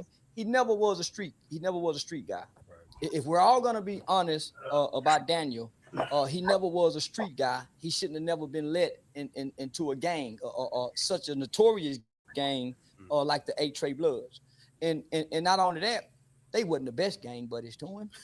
Yeah. No, man, they didn't treat him like he was the nigga. They were robbing him and kidnapping him, fucking his baby mamas, eating up all the cakes in the cabinet, never replacing the Pepsis that they were drinking, borrowing money, never paying it back. Say, let me hold 700, and acting like that 700 wasn't nothing. So so then when the FBI get us, so now I'm giving y'all money to go do shit. So when the feds come get me, I'm not a street guy. I wasn't raised to hold on to these principles and these codes and these ethics that maybe some of you guys were taught from your uncles or maybe your mothers. So when the feds get me, and I'm trying to be tough at first, I want my lawyer, I'm not go snitch. But when they come back after 7-10 days and I've been in isolation, I can't talk to nobody, they bringing breakfast late, they keeping the light on all night and I can't go to sleep.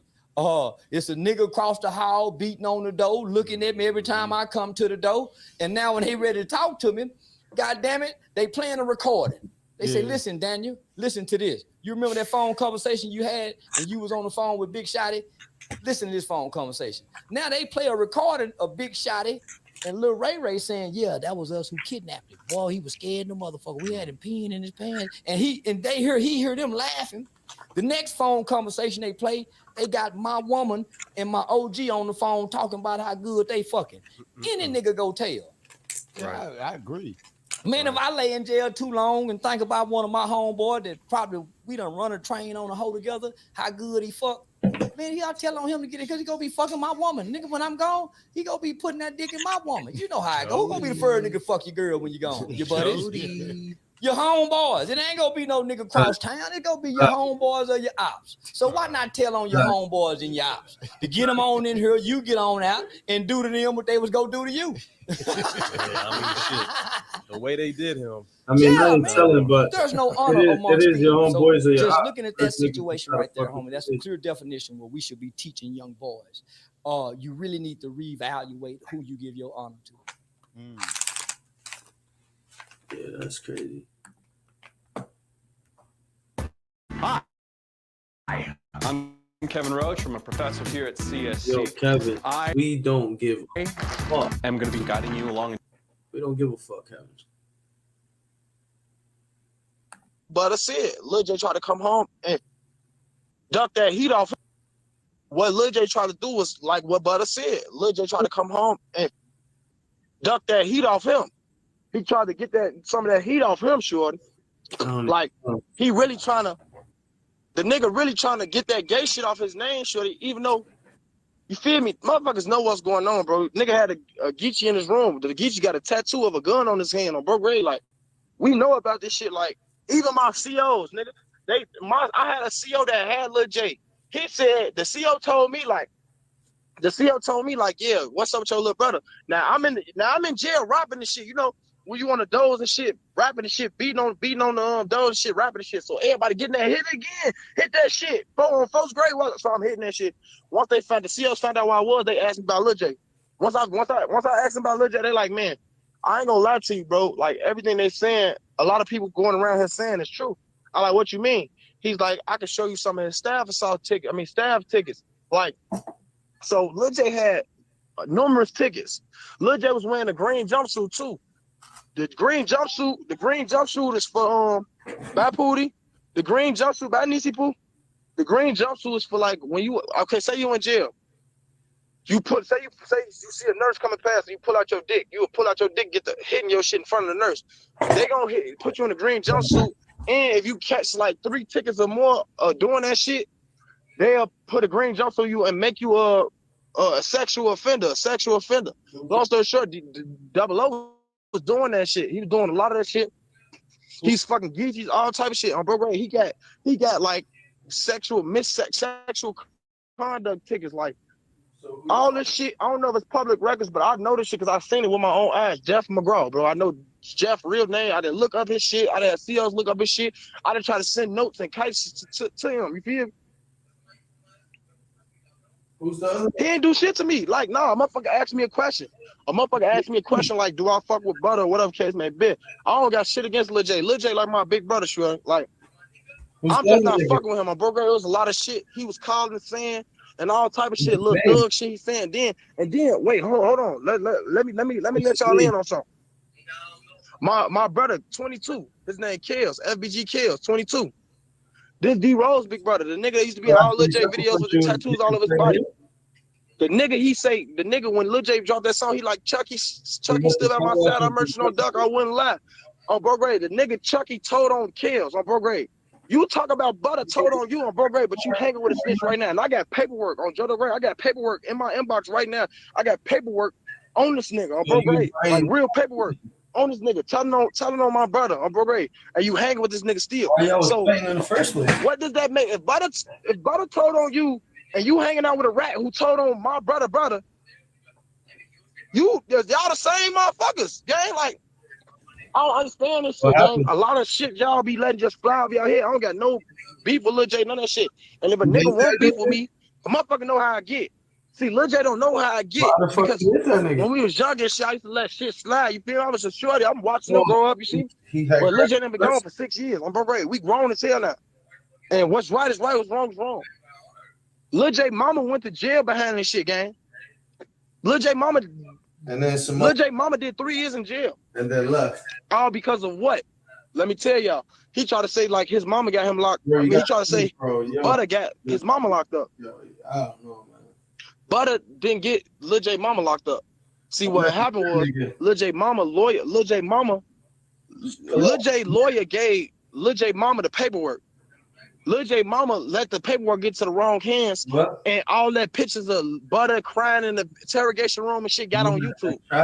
Which Lil J had a case. Okay, so look, Lil J say, yeah, I would have been home, walked about, but Butter did some fluky shit to where I couldn't come home and get the deal that I had on the table. No, that wasn't Butter fault. That was Lil J fault. That was Lil J and his mama fault. Lil J mama let the paperwork get to the wrong hands, which means she let the paperwork in the wrong hands and put that shit on YouTube. That interfered with the case. So everything that they saying Butter did, or whatever case may have been, that shit, the deal got took off the table because Lil J mama gave dude the statements on bro grade. You see what I'm saying? They gave them statements, put it on YouTube. That's how his deal got took off the table. And I'll speak at facts, sure. They ain't appreciate it, buddy. Yo, I just got it. And I'll speak at facts, sure. This ain't no I'm just talking to be talking shit. I'm really involved. Like, I'm really involved. I really got shit going on to where I could tell y'all what's going on. And this ain't no fair shit. All the cases over. I'm not speaking on some shit that a motherfucker get 100 years for. I'm letting y'all know what's going on because I'm know about this shit, gang. Like, Lil J mama went to jail, not because Butter. His mama went to jail because she let that shit get into the wrong hands on bro grade, and the lawyer had to speak up. Like, they asking the lawyer, like, damn, how the fuck this paperwork get out here? You the only one that had it. Oh, well, I shared some information with the mother of my client on bro grade, and that's how she got locked up. Because who else would have had that shit besides her, like, on bro grade? So she did time for that shit, gang, on bro grade. And the nigga he hanging out with every day is a fucking rat, like a real rat, like a real. This nigga talking about, I wasn't even paying attention, bro. I just got a phone call, nigga. Two of my niggas, they just banged out. Two of my niggas just fought right now. Shit's crazy. Two of my niggas just beefed. And some other nigga just sucker punched them. Sucker punched one of my niggas too. Like, yo, bro, shit's crazy.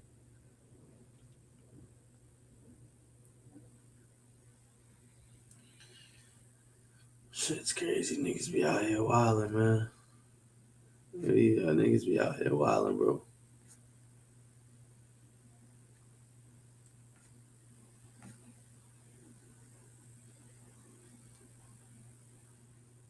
Look, I fucked up like you, man. I fucked At the up time like I got the call. I fucked up like you, man. No, Yellow, listen.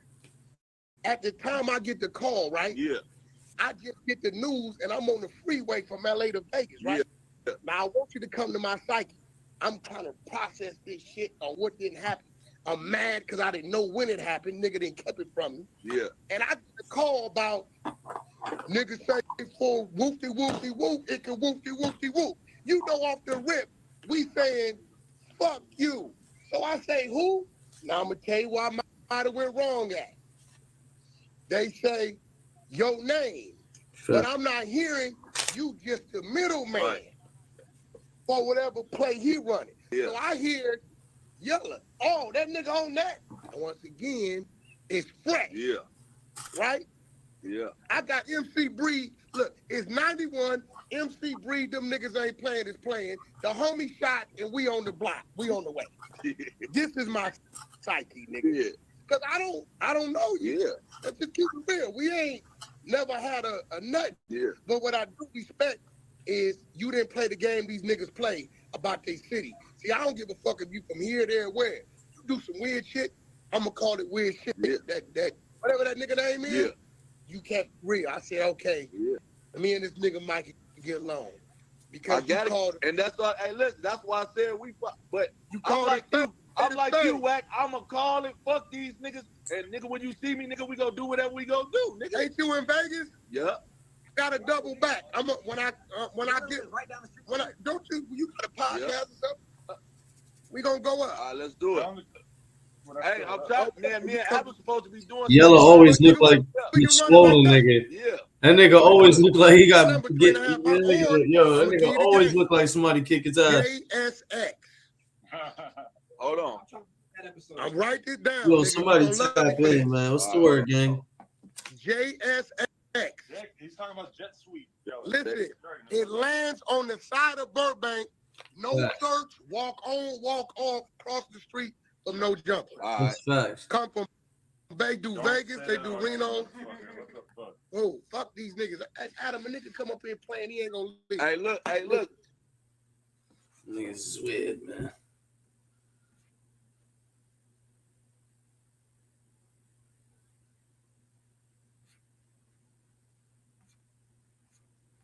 Let me know if y'all see something y'all want me to click on.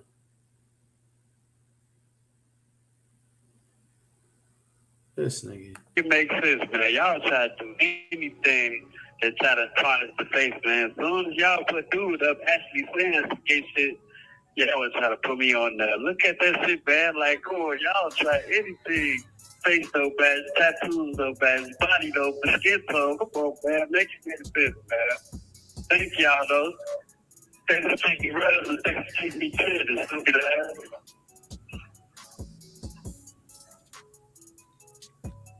Oh no, that definitely looked like him though.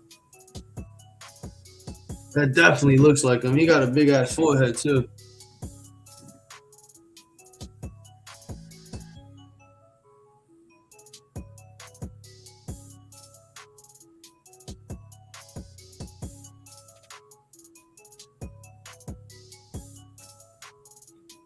Yeah, no, that's weird.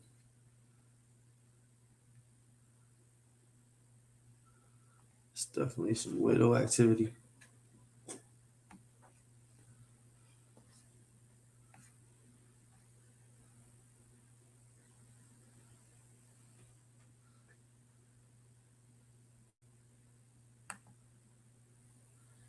Yeah, this nigga's a clown, bro. I don't know who, yo, bro. Oh, hell. Stop giving this nigga a platform. It's always nice to have someone lend a hand. That's why we started This nigga 1090 Tractor Supply 85 years ago. No matter 1090 Snake. Okay, but in terms of like your content, what has changed since we did that last interview? Because sometimes I see you experimenting a little bit here and there and doing different types of things. Like I remember I seen a video that I think was one of the lesser viewed videos on your channel in recent memory, and it was something about somebody leaving their kids in the car and they fucking died from being in the car or something. And I was like, I remember seeing the title and being like, that's outside the usual 1090 Jake wheelhouse. Well, it's not though.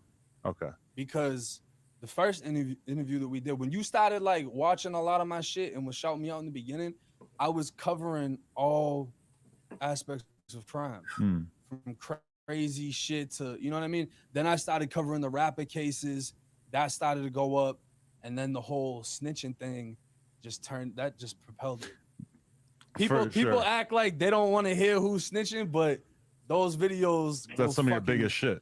Right now, I Yeah. mean, that's a lot of what people really know me for right now. Like when I meet new people that don't know everything else, the prison videos that I was doing, my own stories, the criminal shit that I was doing, they know, oh, he be exposing the rap. Right. Because when I have a No. conversation about No, you with I people, think- it's I like think he's posing. they I'm not gonna know lie, that you did prison time or think whatever, but 1090 it's Jake is kind of like a posing. mystery to them, which is sort of Yeah. weird because if you had been tuned into the 1090 It's Jake all channel out there. early, it's like that's what you were talking about. Yeah. And then at some point you kind of pivoted into doing all this outsider stuff. But would you have been the kind of guy who was like rabidly paying attention to the YSL trial before it became your job to sort of document this stuff? Because for me, even like, you know, sometimes it's like, wow, I'm really tapped in with like a lot of stuff underground rap wise and stuff that would I have been tuned into it if it wasn't like the thing that I was doing for a living? Like maybe not, especially not at this point in my life. No, I feel like that's what surprises a lot of people when we talk about it. Like I really don't give a fuck what rap is snitching. Right. If I wasn't getting paid off of it, I don't give a fuck. Right. What the fuck they got to do with me? You know what I mean? But the fact that I can show you like, yeah, your favorite rapper that you thought was so gangster, the one that you want to be like, the whole rat. Right. You it's too, like, though. because that was the whole reason I started doing the snitch shit. Because in the beginning, when we were doing the prison videos, like me and all the people that I brought on that I was doing time with, it always had a message with it. Like, look, we did this. It fucked us up. We had to go through all this shit. Don't do what we did. So then when I started doing the snitching shit, it was like, look, rap is influential. Found A his lot lane. of people will listen to shit and then stop wanting to do it. I mean, you can look at it with the drugs, you can look at it with the violence. Everybody, when they start rapping about 30s and switches, everybody got a 30 and a switch now. You know what I'm saying? So you can't say it isn't influential. With that being said, if you got people following in your footsteps thinking that you this super big gangster, we showing like, look, that's not really who he is. When he got jammed up, he told. When you got jammed up, you didn't say shit. Now you got a life sentence because you thought you were gangster like him. The whole time he ain't even that. But it is kind of a weird thing for you to put yourself into the position of being like the guy who's sort of in charge of saying who did the right thing or did the wrong thing in yeah, hip but I hop, don't- right? I Is don't that even- ever a lot of weight for you to take on? Nah, because I don't really carry that weight. That's something that people try to put on me. Like, who put him in charge? Nobody put me in charge. Yeah, I this just is YouTube. figured out how Do to whatever get you this want. shit. Yeah. Because a lot of the people that criticize what the fuck I do can't read a piece of paper. That's why you ain't in charge, because you can't read an arrest report. You don't know how to fucking talk, never mind read. So if you could figure it out, then you could start doing what I'm doing. Because Right. nobody has a problem. That's the thing. Nobody had a problem with anything that I've done in the beginning. Right. Everyone had a problem when they couldn't relate anymore. So what I mean by that is nobody had a problem when I was broke and fucked up. Nobody had a problem when I was still in the hood. But once I started making the money, getting jewelry, getting this, now you can't relate because you're stuck in the same position. You seen me go up, you stayed where you're at. Now you hating.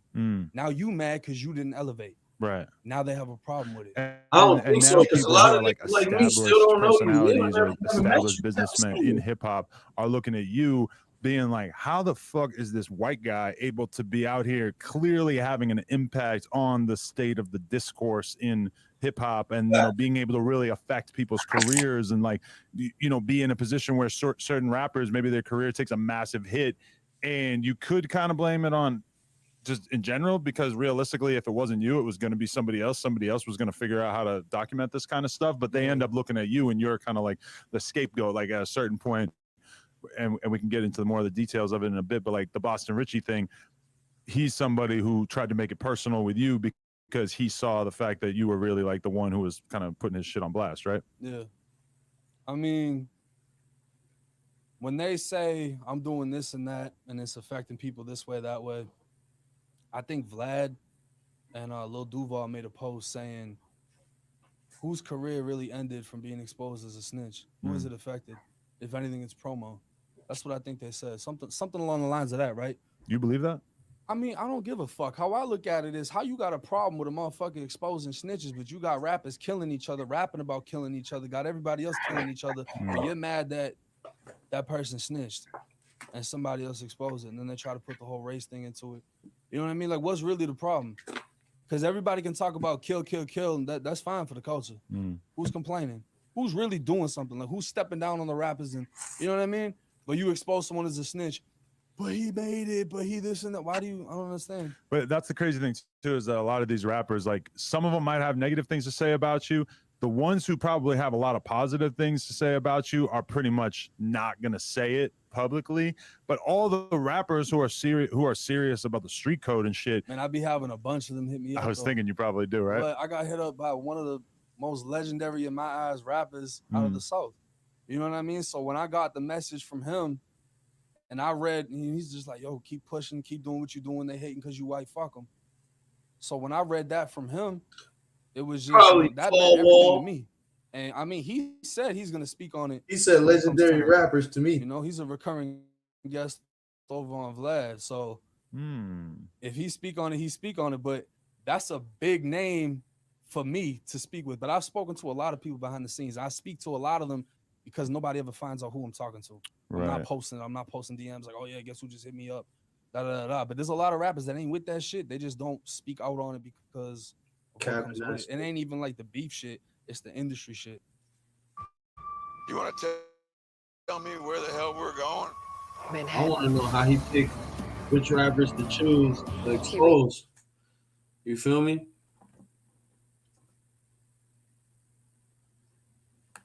Time of touring, what was the most fucked up situation that you ever encountered? So from your time of touring, we gotta see this full interview because this interview's been crazy lately. I just been seeing clips and pieces of this interview, but this interview been crazy. This nigga Dame been talking crazy on this interview, bro. I gotta find the full interview, yo, because this shit looks crazy. Sounds so. From your time of touring, what was the most fucked up situation that you ever encountered? Since that is the program here, the most fucked up shit. Touring, or your time, you know, more like when you were doing all your thing with Rockefellers, traveling, you know. What's the most fucked up shit you've ever seen, ever, in the history of your life? That I've ever seen. White dude kept it 100. Experience. Part of Not experience. been, or just seeing people get killed, like seeing a bullet go into somebody's head and it swell up with no blood, or watching life just leave a man. That shit is fucked up. Or going to a wake. The most fucked up shit was Aaliyah dying. That was the most fucked up shit. The shit I had to deal with that. You'd be surprised how people act when they think you're hurt. That's when they really start trying to make moves on you. That's when they try to make moves on you? Because you're vulnerable. That's terrible. You remember that when like that time I was beefing in Def Jam and shit? Like when I was they got that tape of me flipping on Kevin Lyles, and right. The reason why they had tried to, that meeting, that wasn't Aaliyah, but my Big's brother Bobby Burt, Bobby Law had got killed, and we were all at wake the day before. So I was like one of my first brothers that got. I was one of the first times we ever dealt with no shit like that, and that's when they made that meeting. They said they sent the email knowing we was all at the wake, and they made them do some shit behind my back. So that's when they go, and business is ruthless like that. Life is ruthless like that. So I don't have not butthurt about it. I just be like, all right, now I'm gonna torture you, and that's the reason why they got to click up to get at me. For the Leah situation, were you supposed to be at the video shoot? I wasn't. What happened was I was at. They were doing it in Miami, and I went State Property. The funny thing is, Freeway. She loved Freeway's records the most. Like that was her favorite artist. So I had them out there in the house making an album or a record together, and so I flew out there with my kids so that I could bring Aaliyah to make the record.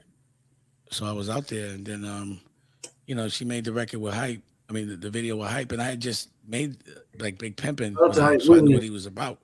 And I told her, I went to the video and was like, don't have him tell you that you need to go someplace else to shoot the video, because he just does that so he could skip. He did it with us. And sure enough, Hype wants to go to this place, and I was telling her, I told you he was going to do that. So I told her like I didn't want her to go, and that's kind of fucked up because that was one of the reasons why she was in such a rush to get back. You know what I'm saying? So, and it was crazy because that was like the one time her mother had got like a operation on her eye, so she couldn't fly. Her brother was in Australia. for some reason. So it was like one of the rare times she was ever alone, or not with her like team like that. And even when she got on the plane, she didn't like the plane. So like one of our last texts before she went there, because she couldn't text from there, and it was the BlackBerry at the time, was I don't like the plane, and I literally was like, don't get on. I literally was like, don't get on it. That's It was crazy. like we were squash. It's a long story, but That's sad, nigga. But yeah, no worries. No, just shit. I don't really, not even that part, but just that's what it was. Like she knew that plane was fucked up. She got on. She was always scared of planes. How'd y'all meet? How do we meet romantically, or how do we meet like at first? Either, both. Well, I first met her like a basketball game, but I wasn't really looking at her like that. She was like, you know, sort of like Nicolette, like a little boy to me. You know what I mean? Because she had the big. She was a tomboy. Nicolette. She was a tomboy. Aaliyah was a tomboy. I was trying to get the narrative out for you. Don't you want that narrative? That's what I'm saying. I be wanting to. Like, you're gonna be. Are you a lesbian or you not? Like, what are you doing right now? You know what I'm saying? What are we appealing to? So, you know, I didn't look at her like that because she was like a tomboy. She was little to me. But then one time, she was. I guess we had the same bookkeeper, and I walked past. And the thing about Aaliyah was like every time I saw her, she looked different. So she had different looks every time, and I was like, "Who the fuck is that?" And then I realized it was Aaliyah, and then I just threw my A game. And then, you know, I guess Jay was trying to get at her as well, and I didn't know. And then, like it got brought up, and I was like, "Fuck both of y'all." But it never worked out for them, and we were both like trying to get at her. I like kind of eased up, but then we ran into each other. It's a long story. So you and Jay was both getting at Aaliyah. Obviously, everybody was getting at Aaliyah, bro. Right. She was like, you know, she'll go to dinner with a nigga, but she wasn't gonna just be smashing. So that was like the big deal, like who could get with Aaliyah. You know what I'm saying? Uh-huh. We were all, but like, was he bitter? Obviously. Nigga said Jay-Z was bitter. Yeah, he felt the way. The true reason of Rockefeller's break. But that's everybody knows that shit. Like we were both. I heard it, but I didn't. Yeah, but what they be trying to act like he mind. was like really fucking with. Now he was sending flowers and doing all this shit. That nigga, he was courting her.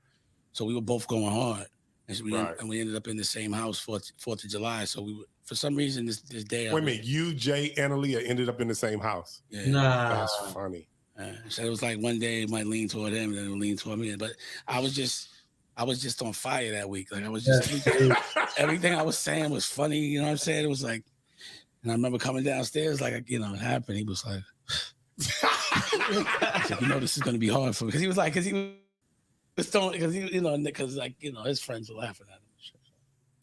Oh, that's funny. Yeah. Okay. Shoot, we ended on Aaliyah. Well, I might have a fucked up question since we're talking about Aaliyah, and ignore me if it's too much. But do you have any opinion on the R. Kelly situation? Do you think he got railroaded, or he's there? He's where he belongs. Yeah, I think he's where he belongs. I mean, I know Aaliyah, so I know what he did. Oh. I mean, like you know, I can't be objective about that. Okay. You know what I'm saying? But yeah, he was out of pocket. He definitely seemed like he needed some help. You ever have beef with R. Kelly while you was with Aaliyah? Did you ever hang on to no shit or get weird? Or? Nah, she had asked me to leave it alone completely. So she never really wanted to tell me. It was like things I'd be like, yo, you know, she just was just leave it alone. She just wanted. I wish she exposed it. So that's the thing that people would be like when Jay was doing videos with him, I was be in the video, but I'd be like, yo, what do you want me to do? And she'd be like, don't start nothing, just don't be in no shots with him. So I would never. You show me a picture of me in a picture with him and shit. And then when he did the record with her, with Jay, that's why I was that was almost like one of the things where I was just like, he's out of here, Jay. I just let it go because I couldn't believe he did a project with her, with R. Kelly, knowing that he had raped my girl. You know what I'm saying? So I was like, if you look at it, like I'm not on there as an executive producer, and like he had done some bullshit before, like he wanted to get out of Rockefeller with us, but we had this OG named Deuce that, you know, he didn't want to, because he didn't want us to work with Biggs no more. He was like, we could cut Biggs, and I was like, I can't cut Biggs, like we could do something different, but Rockefeller's us three. And or then he wanted me and Biggs to take less money, and I was like, I'm not taking less money. So it was a problem about a year before that. And then our OG dude from St. Kicks or St. Croix kind of straightened it out. And then he died. And then like a year later, and him and Biggs didn't speak for like a year. Nobody knew. It was really him and Biggs that had the problem. I mean, Jay and Biggs. Yeah, and it's so funny because Biggs is up under him now. But it was really Jay and Biggs that had the problem. Like they had the beef. You know what I mean? Like I was always just like, let's just be friends. Like I just want to be brothers. You know, that's all I wanted. Was just to be cool. And yeah. So I forgot what I was going. What was I talking about? No, we was just talking about R. Kelly. Jay-Z doing the album with R. Kelly. With R. Kelly, even though he knew that what happened to Aaliyah. So one of the things that to squash the beef, also I was like, well, and either way, I was like, well, I'm not, just don't put my name on that. I don't want no money from that. If it is, put it to Aaliyah Foundation. So I never, and like they did this shit twice. You know what I'm saying? And then went on the road. It's like, what's crazy is that it was just he flagrant. was right, to be honest, because R. Kelly, once the shit came out on R. Kelly, Jay-Z fled the scene. Well, that whole situation, he just disappeared. At least from where I was. Yeah, whatever. But the point was he knew all the time. So didn't they say Fiesta was shot on Epstein Island or some shit? Nah, no, it wasn't. You know, I just be scrolling Instagram. Yeah. Facebook. That's not on New York Times, but it's on Facebook. I saw it on the gram. It depends how you want to look, how smart you want to look. I would be conscious and cognizant of Where'd y'all shoot Fiesta? Where I get my information. I forgot. It wasn't on no island. It wasn't St. Thomas. Checking. Just checking. Yeah. That's crazy. So, I'm a big NAS guy. I'm glad you're asking them these As questions. a NAS fan, I'm a I NAS feel fan because too. JC has been so profitable as a business. He's been put up, and JC's great as a musician, but he's not like the top 10 rap artists I listen to. Do you feel that because of his business prowess and success, they've put him higher than like, Nas, I think his business acumen, for what I read, is really heavy. like recently, yeah. Not recently. I mean, Nas? Yeah. Nas' business is crazy. You got to remember that certain things are about narrative.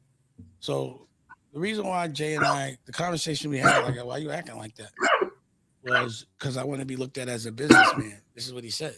That was his narrative. So, regardless of who has the most money, like Kanye might be a billionaire or Rihanna, but they don't come across talking about I'm a business person. Right. That's just his narrative. Like, George Clooney and the other Ryan Reynolds, they all billionaires that, on the low, they don't go and be like, I'm a businessman. That's his thing, to make announcements about business, because I guess he might have been insecure about the fact that he was a rapper. But I don't think that Nas gets any less accolades. I just think Nas doesn't work so hard on press.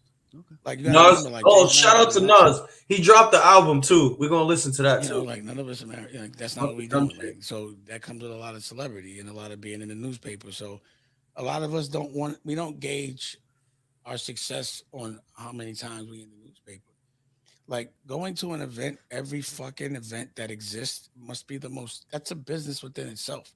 So there's like a certain circle of like 10, 20 people that are at every single event, every day at an event.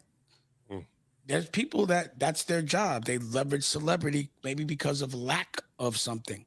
So when people are outside too much, that to me is overcompensation. You know what I mean? Like, that's why I stopped going out so much. I'm like, what the fuck? I'm tired. Yeah. You got to get dressed. You got to go there. There's a driver. All this type of stuff. It's a big to do when you go to events. Think about going, and it'd be like everywhere in the world. I'd be like, God damn, how many award shows could one person go to? How many red carpets could somebody want to walk on? Like, that shit, when I go out like that, I want to go home. I'd be like, oh, okay, I'm out of here. It's not like I want to be there. So just because I think that's like, for me, I think Nas, for me, the way his approach is way cooler because he does cool shit. His shit is cool. Like, then he do Uber. As a businessman, he killing it. He killing it. He just real businessmen and the real rich guys don't make announcements about their money. They don't. Like the guys that I know that got real He's money are not on always making Forbes. announcements about money. I on think his, what on his Alejandro tracks. want to True. know, when Nas came out with that Ether album, what was you guys like image of that? Was you guys like, we got Gillie? How do you feel about Jay Response? Niggas I think said that's Response what- was terrible. yeah. But the thing is, we had out. first hit him with the joint at Summer Jam. That was kind of hard when we take over the things. But then when he came with the Ether, I was kind of hyped because he said my name. I was hyped. Like, yes, I'm in a rap record. But the Response, I wasn't there for the Response. I had landed. Irv Gotti fucked that one up. You know, every time Irv got in that business, you fuck shit up. So you would say Nas won. Every time Irv Gotti in the Yeah, business, he that fucks battle, with it. yes. That's what I thought, but like, you know. What do you mean, but no? He did. Yeah, he won that one. I'm not saying he didn't. I was hyped. Like, yes, I'm in a rap record. But the Response, I wasn't there for the Response. I had landed. Irv Gotti fucked that one up. You know, every time Irv got in that business, you fuck shit up. So you would say Nas won that battle? Yeah, that battle, yes. That's what I thought, but like, you know. What do you mean, but he did. Yeah, he won that one. I'm not saying he didn't. He threw that Ether on him. He had him apologizing. Like, the rap that he did was whack. Like, when I heard it, I was pissed. Like, I heard it. I was coming from doing a Rockwear ad on a private, I just landed from like Arizona, and I'm listening to the shit on the radio. Like, what the fuck is this? So I'm like, I was like, go to fucking baseline, cause I want to know what happened. I'm like, what the fuck happened? And they in there high-fiving and something. What y'all high-fiving for? This shit is whack. This nigga talking about other niggas' business and shit. Like, we don't do that. And then it was like Irv. I was like, Irv Gotti. Call Irv, though. Don't ever get my business again, bro. Like, what you doing? You're not about to. You see how his words go with rap. He doesn't win them. You know what I'm saying? So, like, he's not a general like that. So it's like, stay out my business. And Irv keeps talking about me all the time. Like, stop talking about me, Irv. Damn. He's still talking about you? Yeah, I be getting these little interviews and shit. He kept like, like, what the fuck? Who the fuck cares? I don't feel like explaining that. Leave that alone. And all this other shit. So it's like, I don't know. Sometimes I don't understand her. So have you ever had a sit down after your beef with Jay or even Irv Gotti? Have you had a sit down with them afterwards? I ain't got no beef with Irv Gotti. He just gets on my nerves. Oh. I just want him to stop talking about me. Okay. Stop talking about me. But I'm sick of him bringing me up on interviews like I'm the go-to for him or something, But because his story ain't the story, But with Jay, like there was a time that like if my daughter wanted to go to a show or something, I would hit Jay, and not even like his show. Like if I wanted to go to Mumford and Sons or some shit, and as, like a gentleman, he did everything right. Like our correspondence, but we never had that talk. Oh, okay. Nah. I don't think he wants that talk.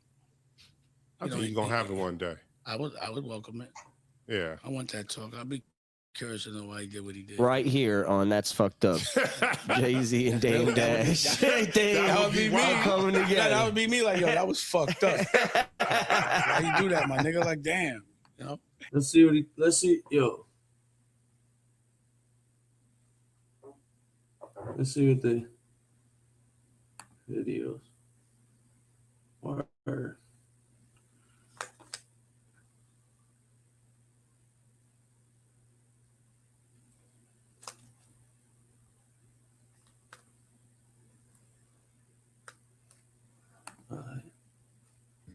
Like I'm that's the law. I'm always getting lawsuits. Shit is like ridiculous. That Instagram has caused me a lot of fucking lawsuits. That's fucked up.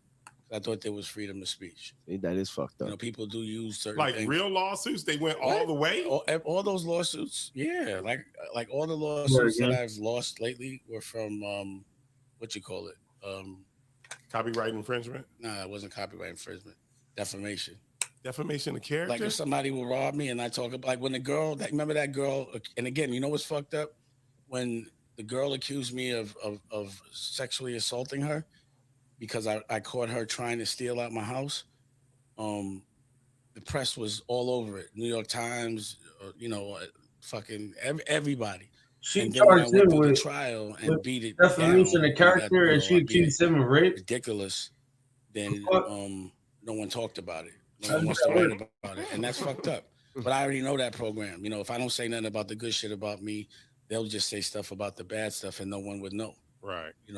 And you know what's fucked up? We did lose on one part of that, and that was the defamation. Because when I put it up, I said that she robbed me. But in my brain, she did rob me. You know what I mean? So I'm like, I can't say that someone robbed me when they tried to rob me. Oh, okay. You know what I'm saying? It. But it was like they was like robbed. That means that she like they like broke it down a certain way. Brought a And gun. I was like, all right, but it was so little, minuscule that it, it was a joke. They were trying to make it $100 million. You know what I mean? So yeah, and then also with the people that took my movie that I directed and said that they directed it. Again, it was a defamation because I said something about it, and that's what they look at. You know what I mean? Like certain people, that's their job, is to just look at little catty ways, and they're usually from my culture, which is crazy. That's wild. And that's fucked up. Man, you should put the dog back up. Stop getting sued. That doesn't matter. Now they know it's you though. It doesn't really matter. You know what I mean? It's like now I just have to be, and what's really fucked up is all the things that I posted on Instagram. I would ask my lawyer if it was legal. And he'd be like, Everything? yeah. And the nigga told you, yeah, and you still lost. I would have made my lawyer pay for that shit. I never said anything to me. Well, it's about people proving that either you had malice when you did it, and that that it messed up some money. So you have to prove that it messed up money. But then there's like, if you get caught up with the malice part, because I'd be like, yeah, you know what I mean? Like I'd be like, of course, I was angry when I put that shit up, and my intention was to show my part of the story for the narrative. But a lot of times you might get with a jury that, like in New York, I would get juries because the people that are fucking with me, this dude, I don't want to say his name. I don't feel like having another lawsuit. But dude, the lawyer that keeps fucking with me, he has like I went through 4 trials this year with the same guy, but he lost the last one. So we'll have to, that's what I was waiting for him to do was lose one. Right. You know what I mean, and that was the one I really needed him to lose. And another thing, like he harasses Raquel, like so, damn. And it's never for me. The things that happen with me, which is fucked up, is it's never like a natural, organic thing where things get like fucked up for me. You know what I mean? It's always like a group of men from my culture, like a Steve Stout that'll get with a Leo Cohen and then go holler at a Jay-Z and then go, and tell people like, yo, if you mess with him, then you can't mess with me. And it's like a real conspiracy. And the reason why I know it, like I would hear about it, but like as soon as I get and step to niggas, like if I see Steve Stout, he throws everybody under the bus and tells me everything. So I'd be like, yo, what was that all about? That was Jay-Z, you know what I'm saying? He'd be like, yo, that was Leo and them. And then when I go see like, I'll see L.A. Reid and be like, yo, what was all that shit about in the paper? That was Steve Stout who put that in the paper saying, because, there was a moment in time when it was like, it was in the paper that me and homie was beefing. And I was like, I'm not beefing with him. Why? Who keeps putting that in the paper? Right. But then when I was telling homie, I was like, why are you not straightening that out? Well, it just adds fuel to the fire. I was like, yeah, all right. So, well, you know what I mean? He had somebody doing his dirty work. But now that I know there was an actual, like, I saw it on the, Dave Mays sent it to me, like a clip of Un saying that, there was a plan to get me out of there. Like he was going to get people conspire to fuck with me. And the reason why he's butthurt because I smacked the shit out of him. You know what I'm saying? So it is what it is. Everyone that like has a reason to get at me because we had some man shit and they lost on some man shit, they go do some like, underhanded to me like girl shit. And not only smacked the shit out of lower than bullshit. Right. So there's always some degree of a conspiracy against me. So like if you notice like at BET, like I didn't even get invited to anything. Like I don't know if I would have went, but it's like, yo, it's hip hop. How y'all don't invite Dame Dash? Right. And then people in BET be like, yo, why they invite you? They be like, well, when they ask the person like they like don't that really runs it, they'll be like, oh, well, he still has beef with Jay and I'd be like, this shit was like 30 years ago. What the fuck are you talking about? I never had a beef with Jay. I just want to get the fuck away.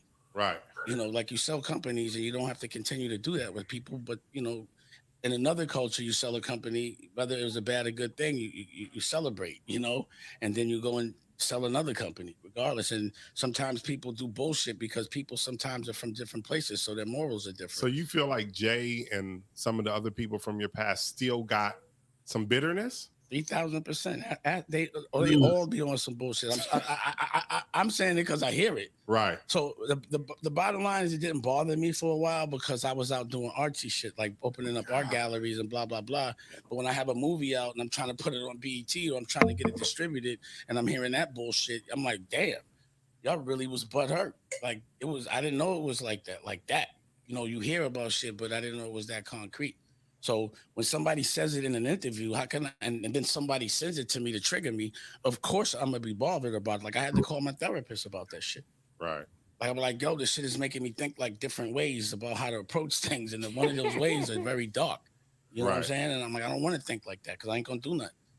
So I'm like, what can I do? I don't want to internalize that shit, but this shit is pissing me off. But you know, I'll deal with it. And that's fucked up. Is it gonna help or hurt you with the new purchase? BET and Tyler VH1 Perry was just bought by Tyler Perry. Just real quick, let me ask you a question. You guys are smart guys, right? Did you read that in the Wall Street? I'm much smarter Let me than just him. finish. Let me finish. Did you read that in the Wall Street Journal? I don't know. Definitely You not. heard it on TikTok or something?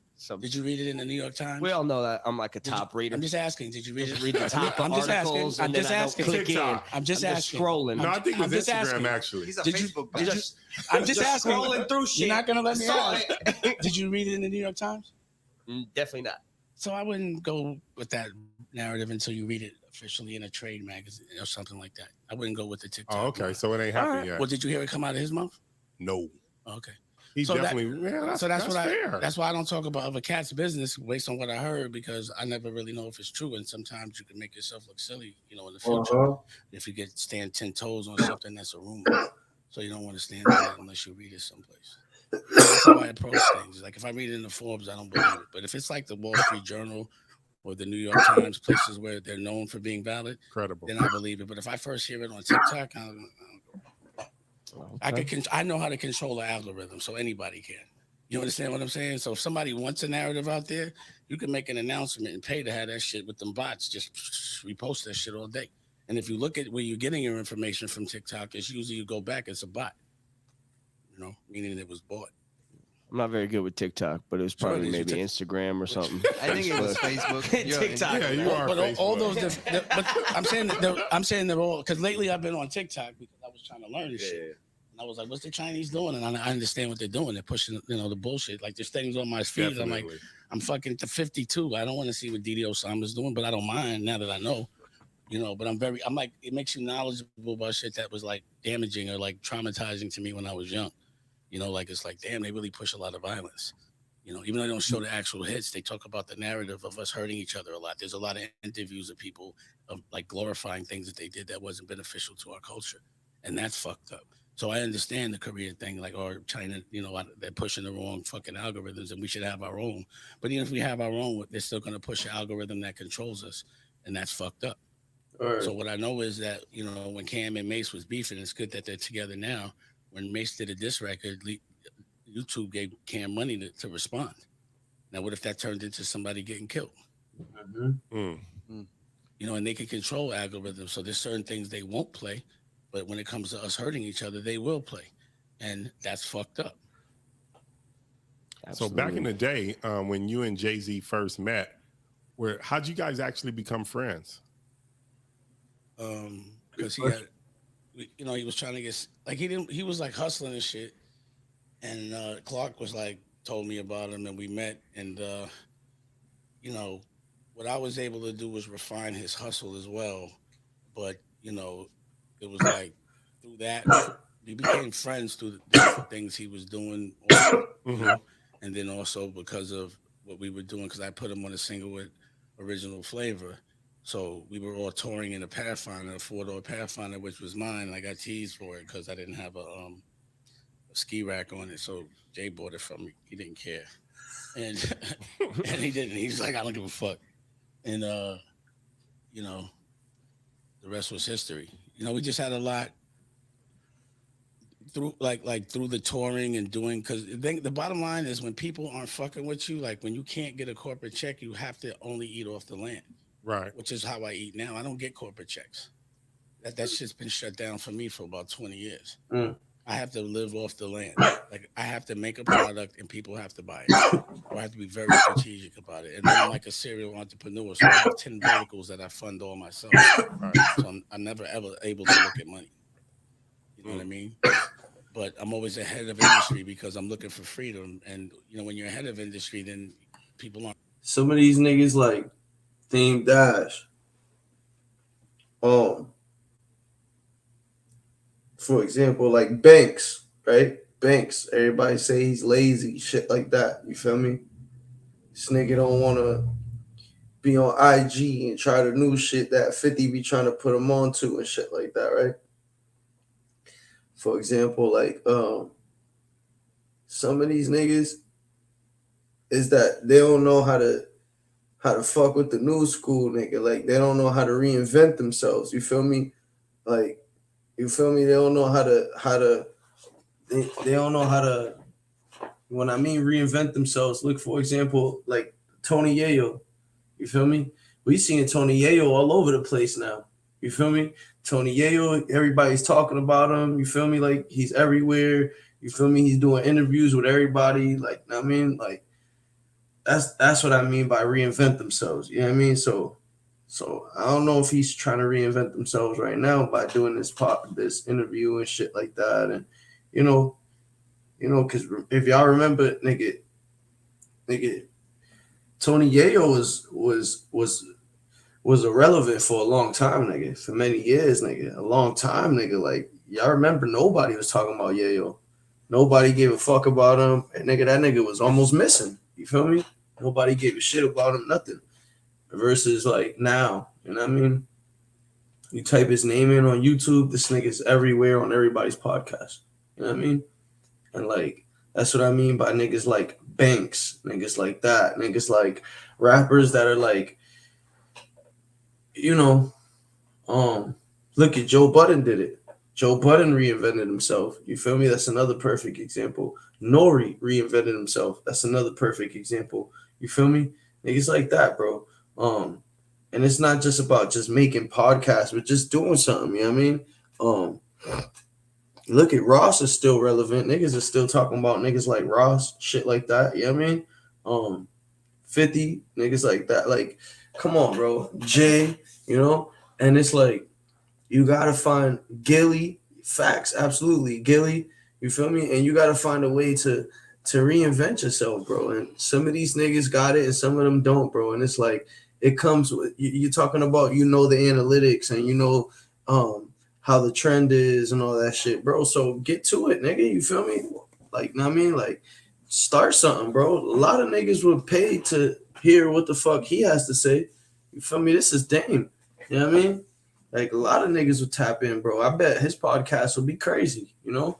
And it's like, it's just like I said, man, some of these niggas, look at Cam, exactly. Another perfect example, bro. Cameron, Mace, you feel me? Like, come on, bro. You got to find a way to reinvent yourself, bro. And some of these niggas, like, for example, we saying Dame right now, but like Banks and niggas like that, bro. Like, you feel me? How we was talking about he's a lazy rapper and shit like that, you know? Shit like that, bro.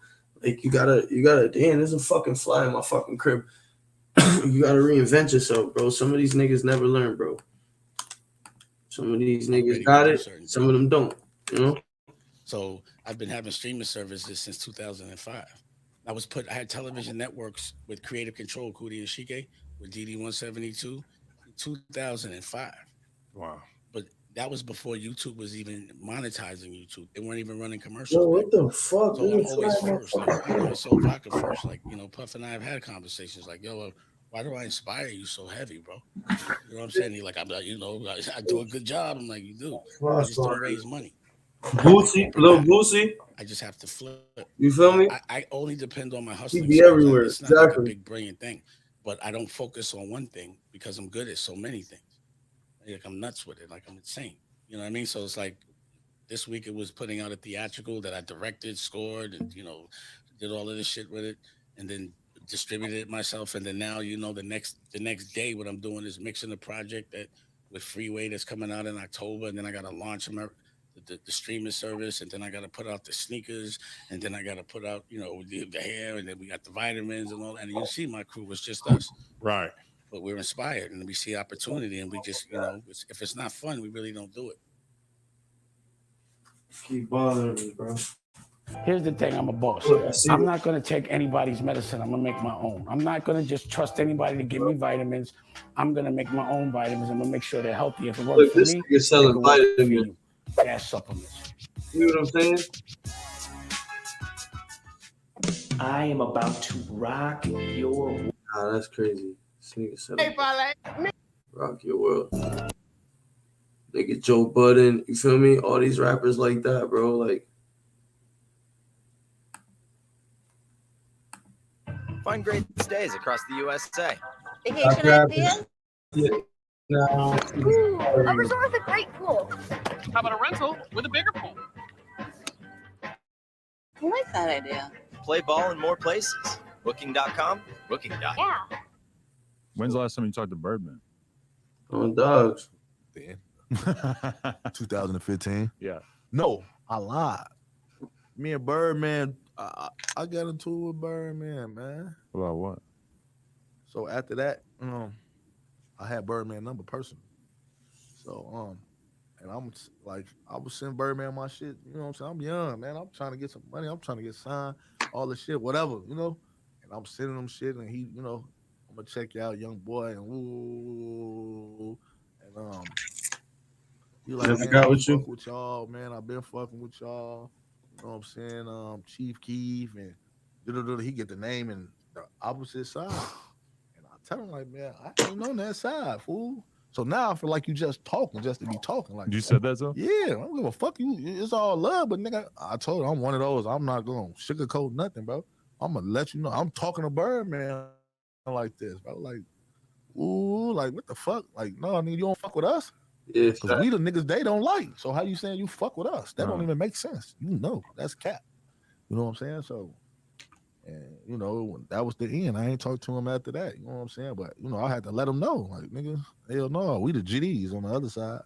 You know what I'm saying? So you saying you fuck with Fool and them and this, that, you name them motherfuckers that obviously you just talking now. So now I was like, okay, yeah, you cap, bro. It's all good. I ain't even figure this shit out. But yeah.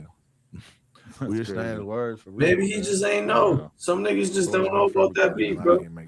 Nah, that is funny. How do you feel about Bosco 100 saying you look like a dyke? I ain't met a lot of dykes. Oh, shit. Be real. I look like a dyke, man. Dykes fuck all the bitches, so it's all good. You know what I'm saying? They bitches like dykes. Call them what you want, but you just what the fuck he look like? A Frenchie? A fucking bulldog? He ugly as fuck. He lucky his hair got long, but Bosco, you know you ugly as shit. Bro. Yeah, Bosco, he can't talk about no ugly. Bosco, fucked up. ugly looking motherfucker. But you didn't call him King Yellow like a dyke. You just wanted to get on there. You met Crip Mac out here? Yeah. Both of these niggas look weird as shit, but Bosco, it's cool. Bosco, he looked like Bosco looked like a nigga that's 50 years old since he was 20, bro. That be calling himself his dad. Since he was 10, bro. Bosco looked like a grown ass nigga face since he was been around his fake dad. I know him personally. Yeah, that nigga got a Freddy Krueger face, nigga. Yeah, that's man. That nigga Bosco ugly. You fuck with him, even though he's got snitching allegations now. Thanks to 1090 Jake. I just saw that too, but I heard about that shit too, but I ain't never saw no paperwork or nothing. But there's been people inboxing me and shit, and I just never saw none. You know, I brought it up to you know, that's Stacey Brooks. I don't know if some of y'all know who Bosco is, you know what I'm saying? AKA Uzi, Bosco, an ugly motherfucker. You know, but Crip Mac was like, yeah, that's my fake dad, homie. You know what I'm saying? So, you know, I don't know, Crip Mac, what's happening? I just was wondering. He looked at me kind of like, I don't know. I was wondering what the temperature was because I know on this channel we have argued about who would win in a fight or a boxing match. His pops, he looked just like his pops. Damn, somebody. I don't see nobody whooping me. I ain't going for that. Yeah, I'm gonna be honest. Like, I put him pretty close to the top of my like rapper fight card, like who I think would whoop somebody's ass. But then I also feel like I might put you a little higher. The little flies. I ain't gonna lie, bro. I'm a pretty intimidating guy. You might not be able to tell right now, but he's a big dude. I ain't gonna lie. And I don't really like fighting or nothing like that. Like I'm not, you know. Well, I'll kick ass, bro. If I get into survival mode and I gotta protect myself, bro, it's really ugly for a motherfucker. But like, yeah, the conversations or whatever, like I don't know Crip Mac personally. I fuck with him. I like how he move and all that. You know what I'm saying? It's a fight by Crip, bro. Blood or nothing. You know, he looked at me kind of funny. But he ain't, you know, if it was that, motherfucker would have. Oh, look, it's right here. Weird ass nigga. No, but he has a real prison mentality of like, if he sees a big ass dude with tattoos all over his face, his brain is trying to figure out like, oh, do I have to fight this guy? Like, what's going on here? Yeah, but that didn't, you know, the Cali politics or what he got going on, or even what him and Unc got going on. That ain't, you know what I'm saying? Like I do videos on Crip Mac and Cardi B's I ex? always fuck with him. You know what I'm No saying? way. I don't talk bad on him and do all the extra shit. You know what I'm saying? It's all love with me. I don't feel no type of way with no nigga until they disrespect me. Now if it would, motherfucker would have just talk crazy, then no way. Your place would have just had to, you know, we would have had to do what we had to do. Evacuate. No, a good old fashioned fist fight in here is not really the biggest of our worries. Yeah, we worried about somebody But getting still, into all that. like, yeah, but that's another thing too. I'm just not allowing nobody to put their hands on me. So the best way is for you to just keep your hands to yourself. I'm sure China Mac would have broke it up. Whoever. Shout out China Mac too. and Ruga coming together to break it up. That would have been a movie. But yeah, it ain't. I don't know. You know, he probably ain't feel no type of way like that because it ain't nothing. You know, it's not a problem unless it's a problem. Man. As soon as he heard you're from Chicago, I'm sure he's just like, whatever. You know, it's all good. Yeah. But you know, we out here in their backyards. So, you know, I could walk out this bitch. There's 100 people outside or something. Nah, we in redacted city. It's all good out here. Motherfucker, hey, he out here. You don't know that's what people do. Mike's Hard Freeze. All the flavor without the break. I don't know. That ain't fucking Cardi B's ex. That's crazy. I didn't want it. I think the only nigga she fucked with that rap. I think, you know what I think she fucked besides this nigga from Migos? I think she fucked this nigga Paparazzi Poe, bro.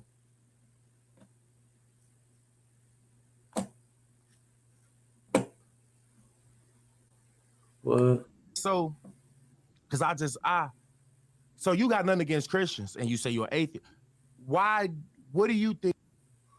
Yeah, this nigga one thing, kind of off topic. Sure. And so, so you got nothing against Christians and you say you're atheist. What do you think? Because you're not an evil person. Yeah, I think she like Paparazzi.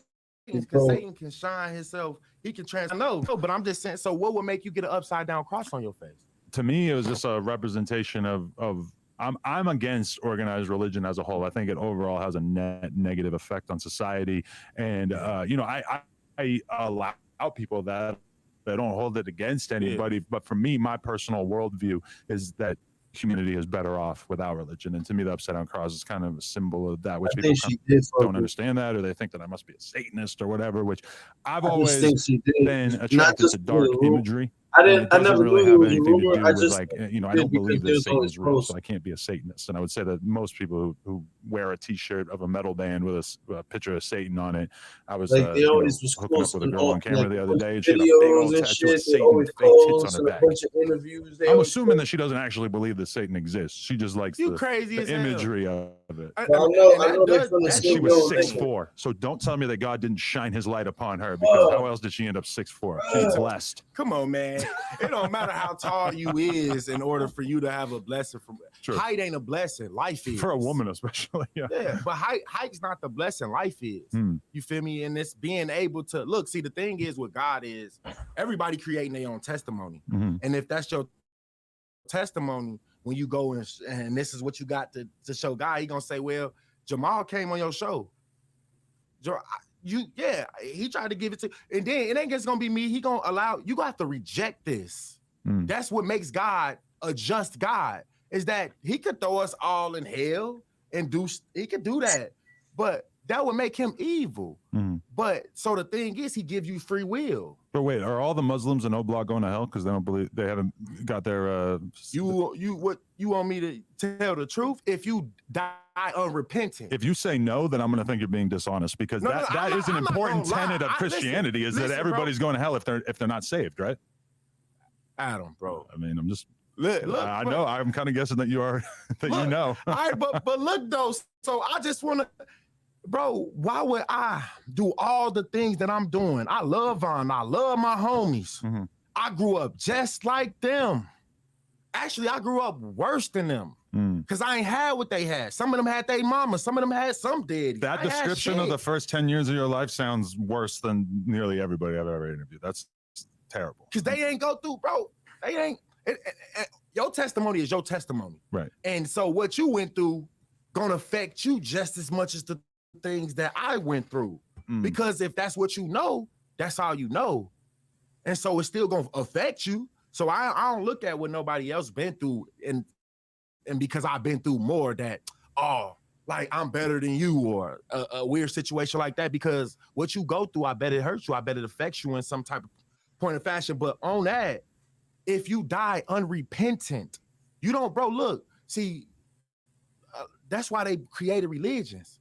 Because they knew a lot of people was going like, man, I think this is, because religion do mess up the world.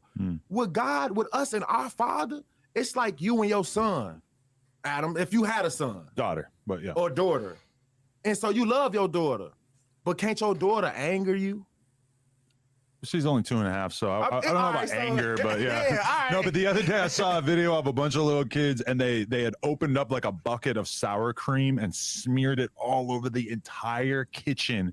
And I was just watching it thinking like, oh man, if my kid does some shit like that, I'm gonna be angry as hell. Like I have not gotten to the point of my kid really doing something that would make me angry yet.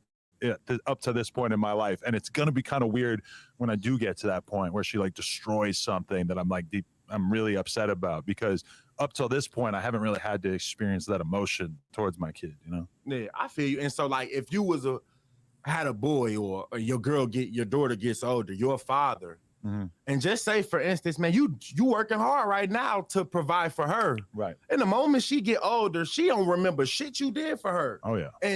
And so she just ignores you. Father Day come up, she never call. She living her merry life, and you the reason why she in college, got a degree, you doing all these things.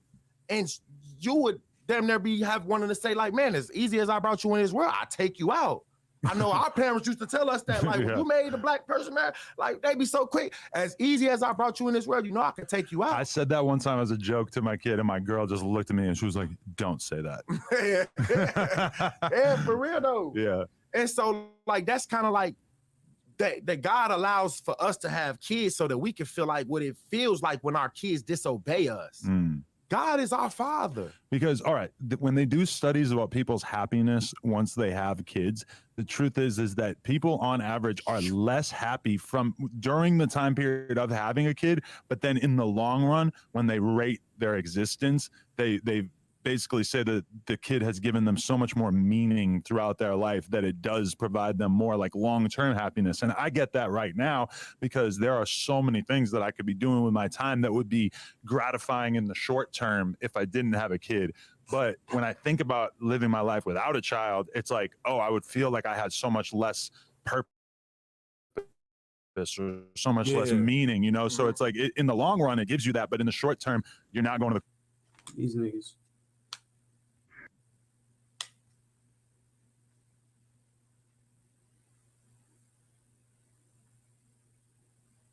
Jim Jones is corny now, bro. Look at this nigga, bro.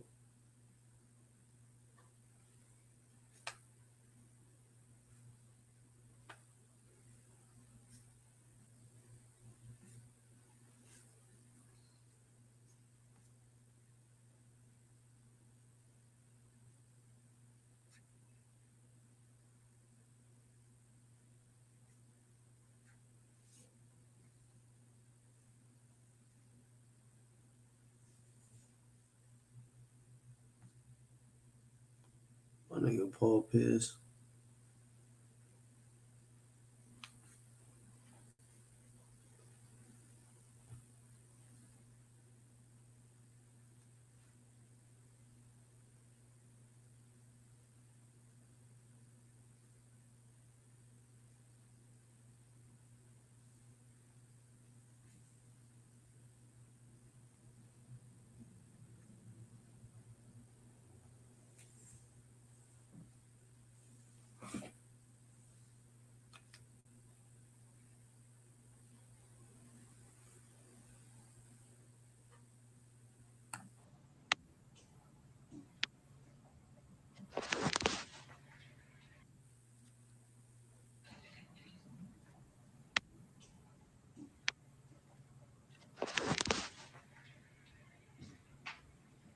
Look at him. He back from the dead. Look at him. He back from the dead. That's fucking crazy, right? Nigga said that on his live. That's crazy. The nigga said that.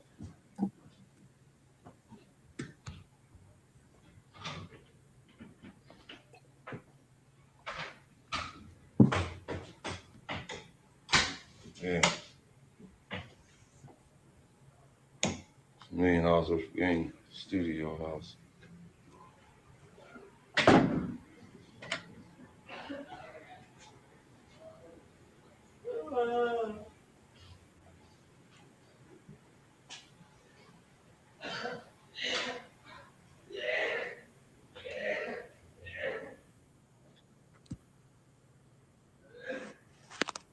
Mac and cheese studio. Yeah. I'm coming here. It's fucking crazy. But everywhere you look, you see NEWZ Vodka. The official sponsor for Barstool Sports, nigga.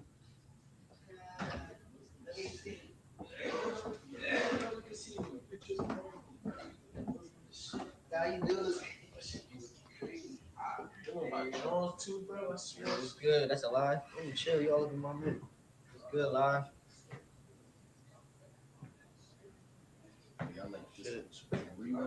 That ass young boy. Big Miami.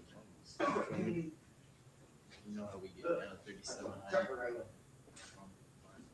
Man, let me go to the real boss. Go to the real, sip some Bel Air on him, man. What's wrong with you, man? It was your birthday the other day, man. That's what I'm talking about. Yeah, that's what I'm talking about. Don't eat, nigga. Don't get too drunk. You know you only weigh 104 pounds, nigga. Oh, talk heavy. Nigga said 115. Nigga said I weigh 115, nigga. Nigga don't weigh shit. That nigga don't weigh shit, bro. You think there'll be a mistrial? Yeah, I think there'll be a mistrial for that shit. Hell yeah.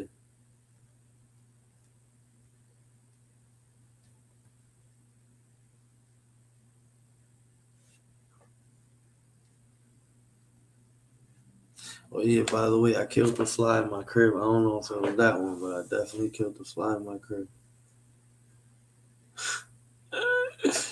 I'm dead.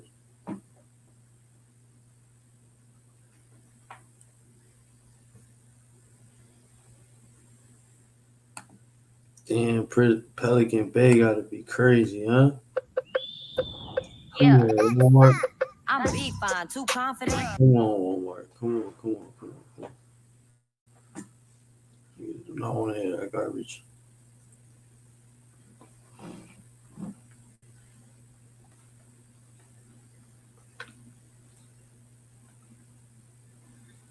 And they got niggas proposing, doing karaoke. Oh, she's Saudi. Freddie. Oh, but you're feeling good. Huntington Beach you're settling in. Everything's good. Yeah, it's different. Right.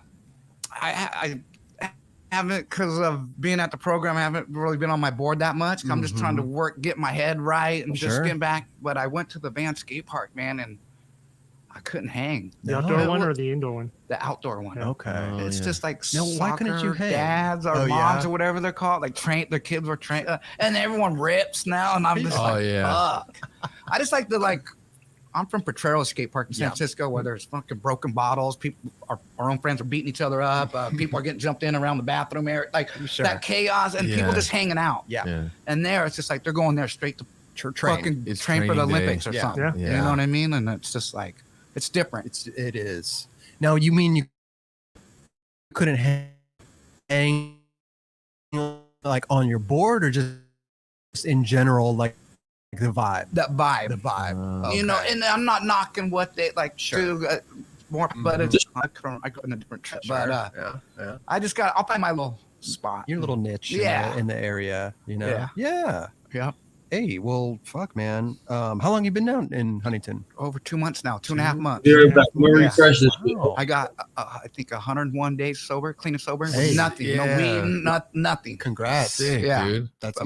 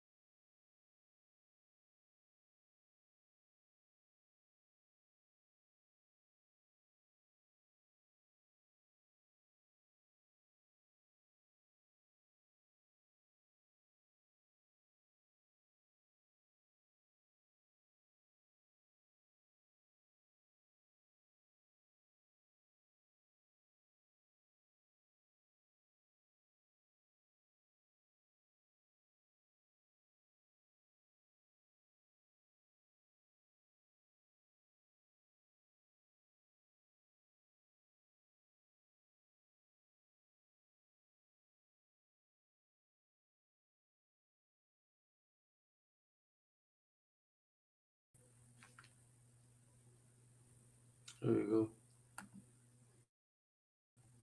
My fault, gang. Be back in the fucking building. Let's just refresh my shit.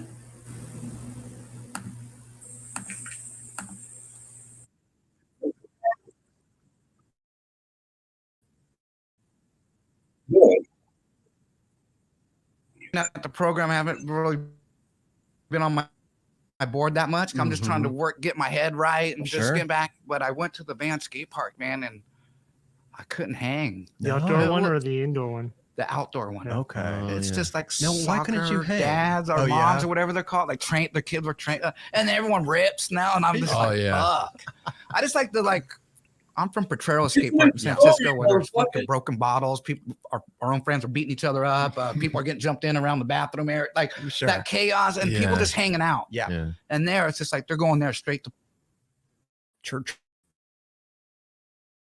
Fucking It's train for the training day. Olympics or something. Yeah. You know what I mean? And it's just like it's different. Now you mean hang on board, just in general, like the vibe. That vibe, you know. And I'm not knocking what they like. Do, more like I love kids skating, like I'm all for it. But it's just like I grew up in a different trip. But yeah. I just I'll find my little spot, your little niche, in the area, you know. Yeah. Hey, well, fuck, man. How long you been down in Huntington? Over 2 months now, 2.5 months. 2.5 months. Yeah. Wow. I got I think 101 days sober, clean. Weed, nothing. Congrats. Sick, dude. That's amazing. It's been a long time. Yeah. I've had the only other time that I've had this. Didn't you have a weed sponsor for a little bit? Yeah. People were hooking. I was a big time stoner, man. yeah. Like fuck, I always had a joint in my mouth. Right. And then that's how I kind of got caught using drugs, because I was moody from the heroin, and Priya thought it was the weed. The weed. And then she's like, "I bet you can't stop smoking weed." And I'm like, "Yeah." And then I stopped, and that fucking behavior was still going on. Well, something else, you know what I mean? Okay. And like, this was the recent yeah. one. Okay. Yeah. So it's all meant to be, you know what I mean? And for her to split. Yeah. Everything to happen, like I need it. It was all meant to be. Sure. You know, we're back, you know what I mean? Like, yeah. It's crazy. So you're saying the weed made you kind of go back to like the drugs? Is that what? Like, No, what makes you fall back into something? Like, I don't know. I've never been. No, I got you. What's going on?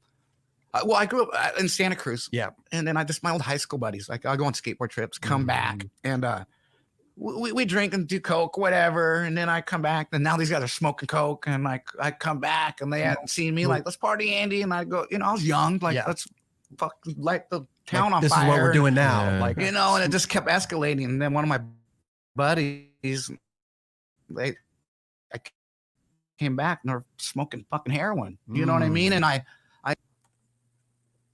had what happened? I got my teeth kicked. Me and Todd Prince, the pro for Zorlak, good friend of mine, and we got into it, and he kicked my teeth in with steel toe boots. Oh shit! I was kind of in the, but then I was out, and I just started using, you know what I mean? Like, cause I couldn't skate and I broke my foot. That's was another one. And I just had this downtime.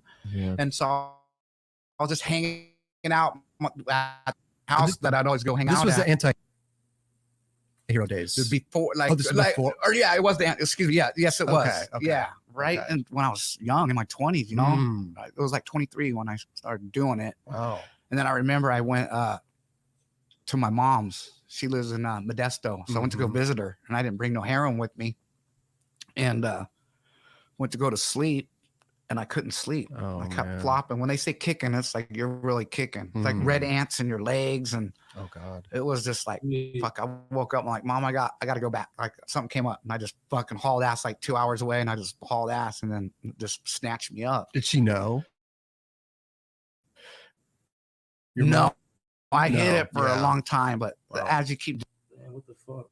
doing, it turns you gray. Yeah, it's just people know. Yeah. And then I just stopped talking to like Jim, Joel. They had all like, and I was so embarrassed of being on the drugs.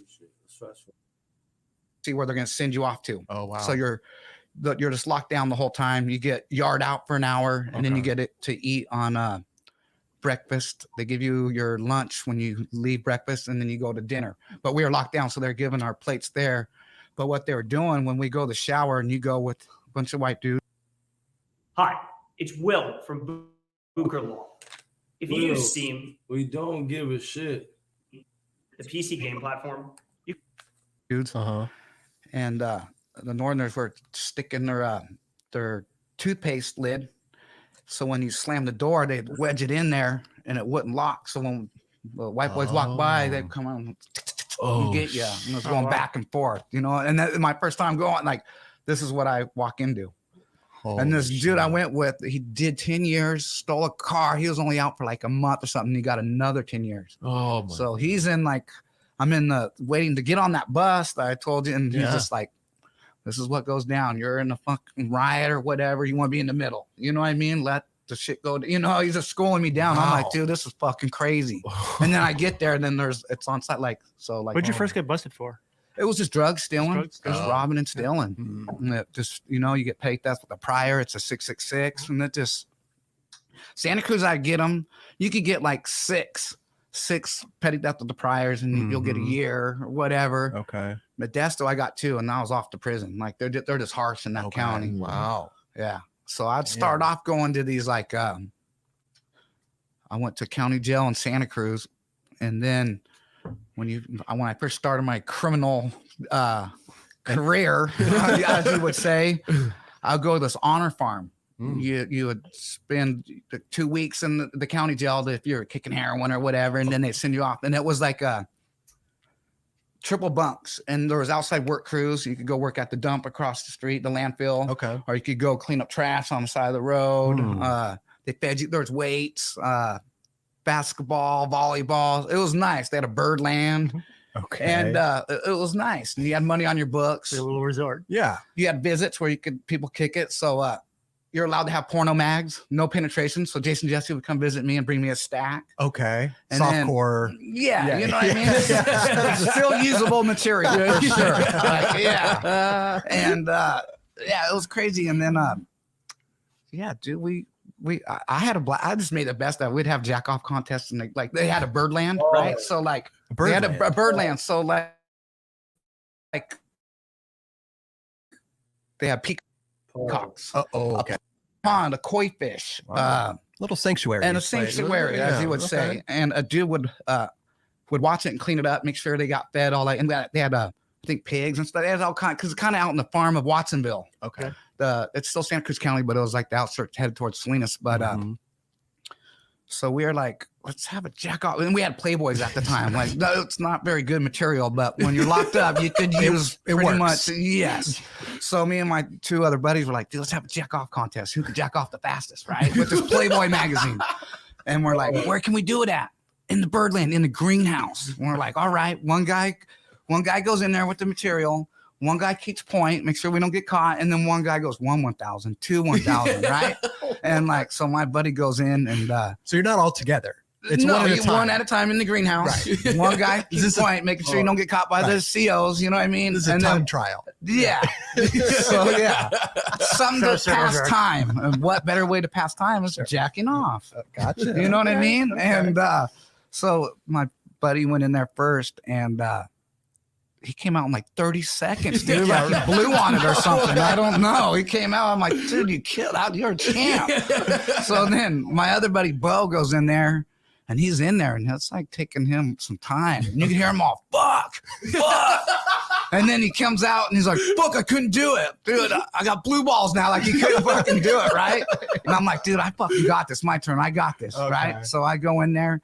And now the sun's starting to set, whatever. It's nice out. And there's like, it's right next to the basketball court. And like people come out and smoke. This is when smoking was allowed. And so I go in there and I think I did sit 90 seconds. So I lost. But as I come out, everyone starts clapping. You know what I mean? Like, and I'm like, wait, what's going on? All the smokers, right? Yeah. And they're like, hey, dummy, the sun's hitting the greenhouse and you can see the silhouette of you guys fucking rubbing one out now. I'm like, fuck. You know what I mean? Like, fuck. So then the Birdland guy that watched the place is like caught wind, like, you guys are fucking jacking off in the greenhouse. Can't be doing that, right? Okay. So he went and changed the lock, like the combo. And you had the same kind of combo lock on your locker by your bunk. Okay. So we went to go do it again because I wanted to win this time. You know what I mean? I'm like, dude, I can beat 30 fucking seconds, you know?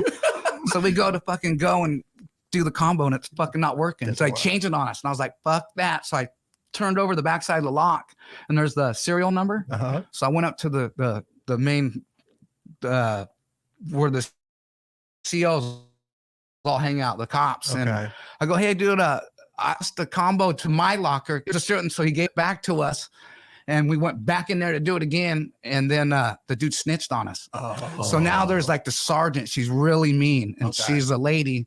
And she catches wind like these inmates are fucking jacking off in the greenhouse. So she's going around like, who's jacking off in the fucking Birdland? And we're like, oh, fuck. You know what I mean? Like, dude, we're going to get caught for jacking off. You know what I mean? And you get rolled up and you'll go back to the medium facility. Because you go from county jail, medium facility, and then to the honor farm. And it was an honor to be at the honor farm. You want to stay at the honor farm. Yeah, it's nice. You know what I mean? And then, like, I worked in... That nigga's different. I don't know if that's how I be spending my time in jail. I'll tell y'all that.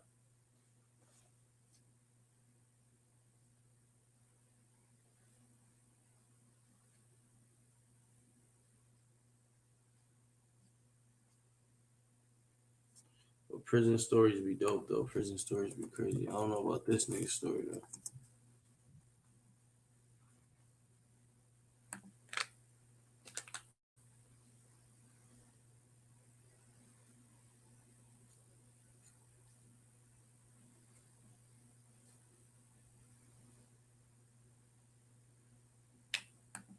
Stories. Those of you that's new to the channel and don't know what's going on, I talk about everything.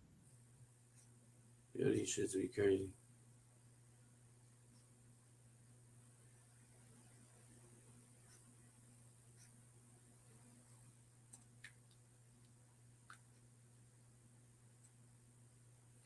Yo, yeah, that's crazy. What y'all think about the black woman facing time in fucking Dubai, nigga?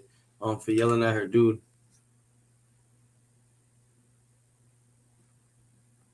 Position, gang. No way. Cause I'm really having my win here, you hard. That's what I mean. Hey, yo, Brandon, what's your position, gang? What did he just say? Cause I'm really having my win here, you hard. That's what I mean. Hey, yo, Brandon, what's your position, gang? Shit, I wash his bowls and dishes. Hey, yo, what's your position, Nico? I wash his, I do his laundry. What's your position, Dylan? I clean his room. Stop playing with my body, y'all. Nah, that nigga's different.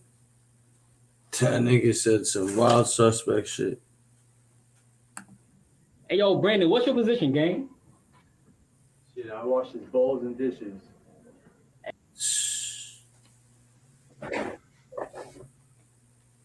Niggas is different. Hey, yo, bro.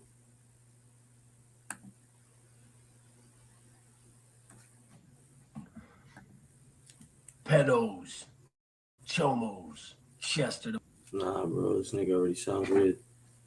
Yo, bro, that nigga said, don't play with my body, bro. That shit was different, bro. This nigga weird.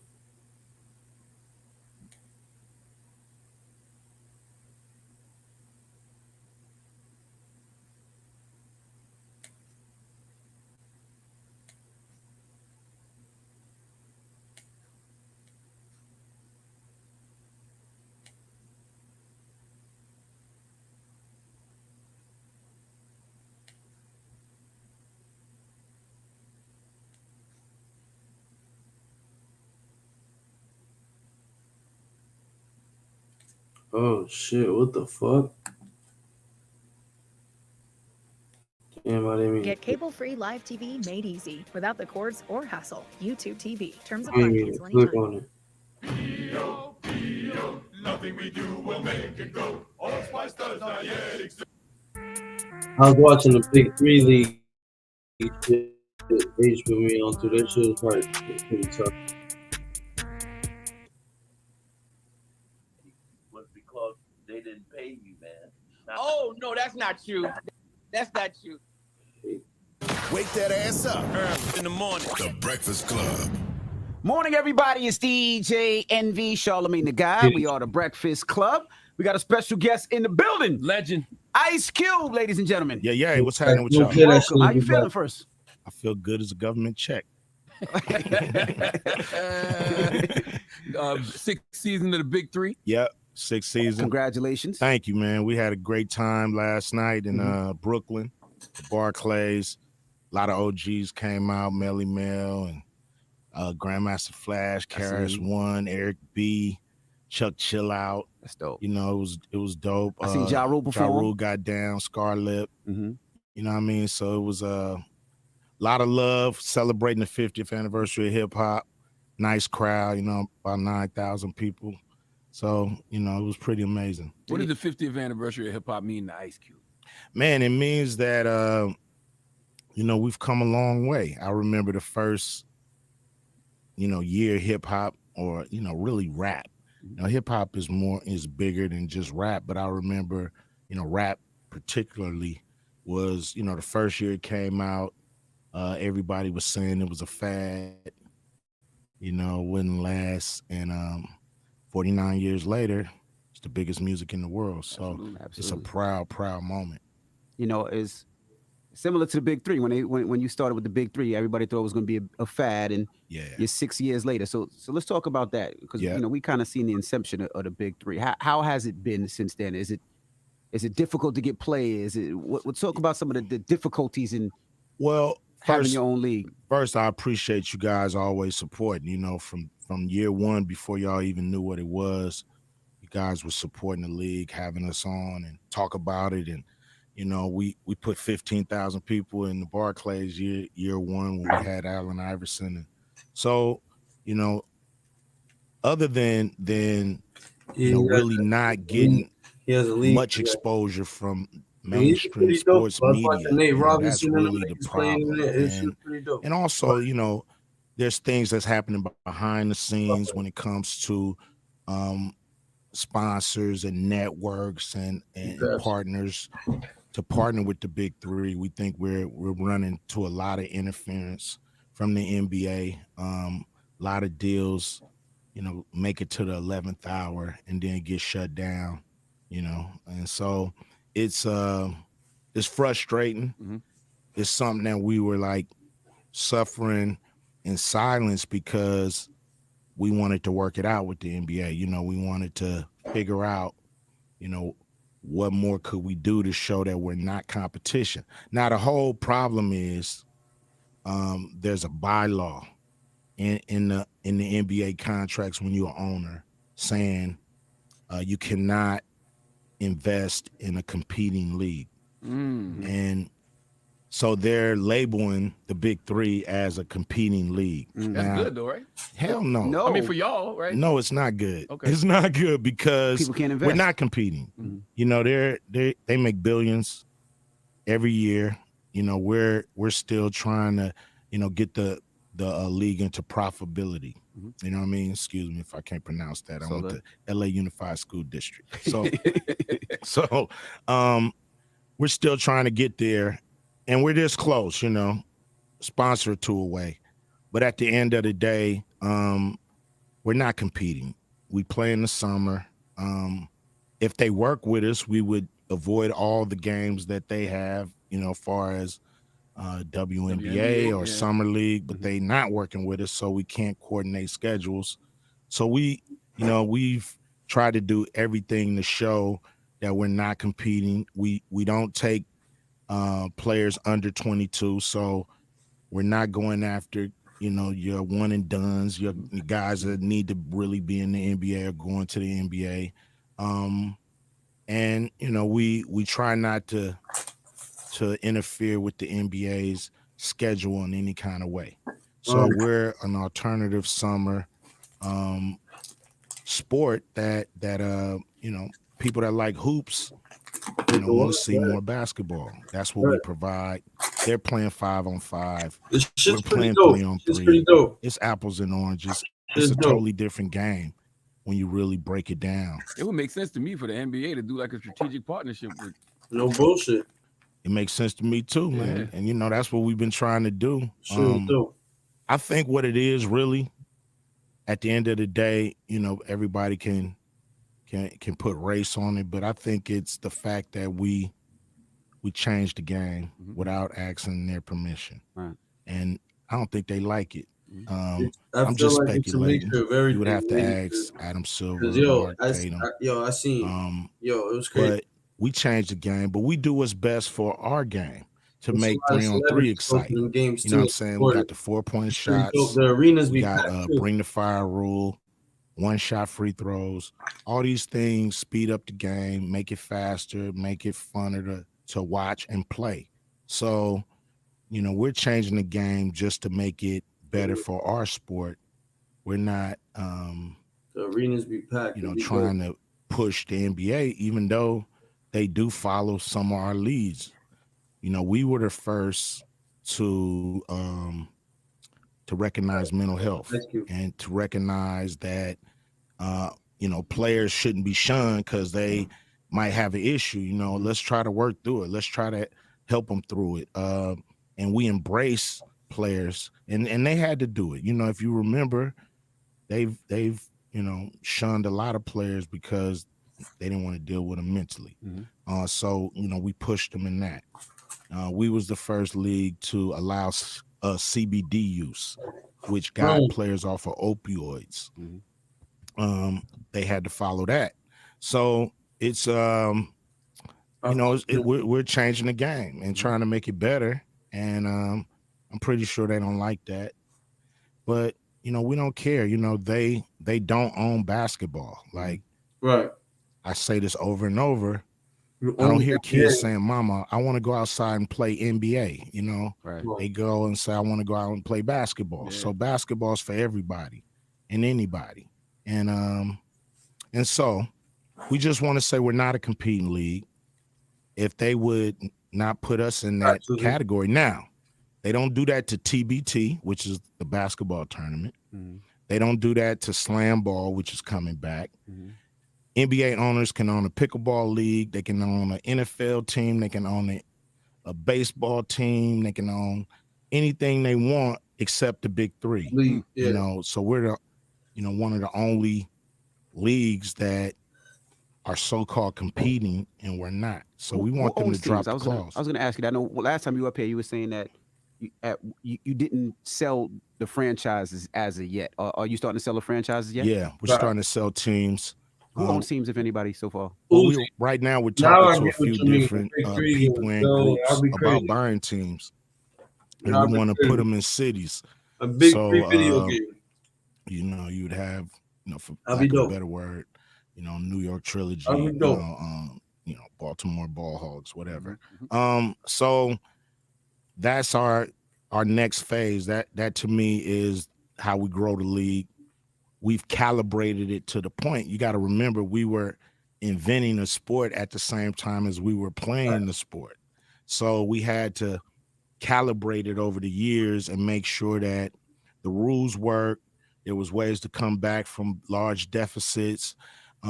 We made wrinkles that made the game interesting and fun. And You probably looked at the so dynamics of the NBA and tried that to the game is in a perfect it, you know good what I mean? place, and now it's time to sell the teams to owners who have their own vision for their 3-on-3 team. How do the players work? So, two questions actually. One, do the players reach out to you guys, or do you reach out to the players? And then, how do you decide what player goes to which team? Because I've been to a couple of games. Of course, I went to when Allen Iverson played and a couple others. But how do you decide? Like, so let's player that just retired or doesn't want to play in the NBA wants to play in your league.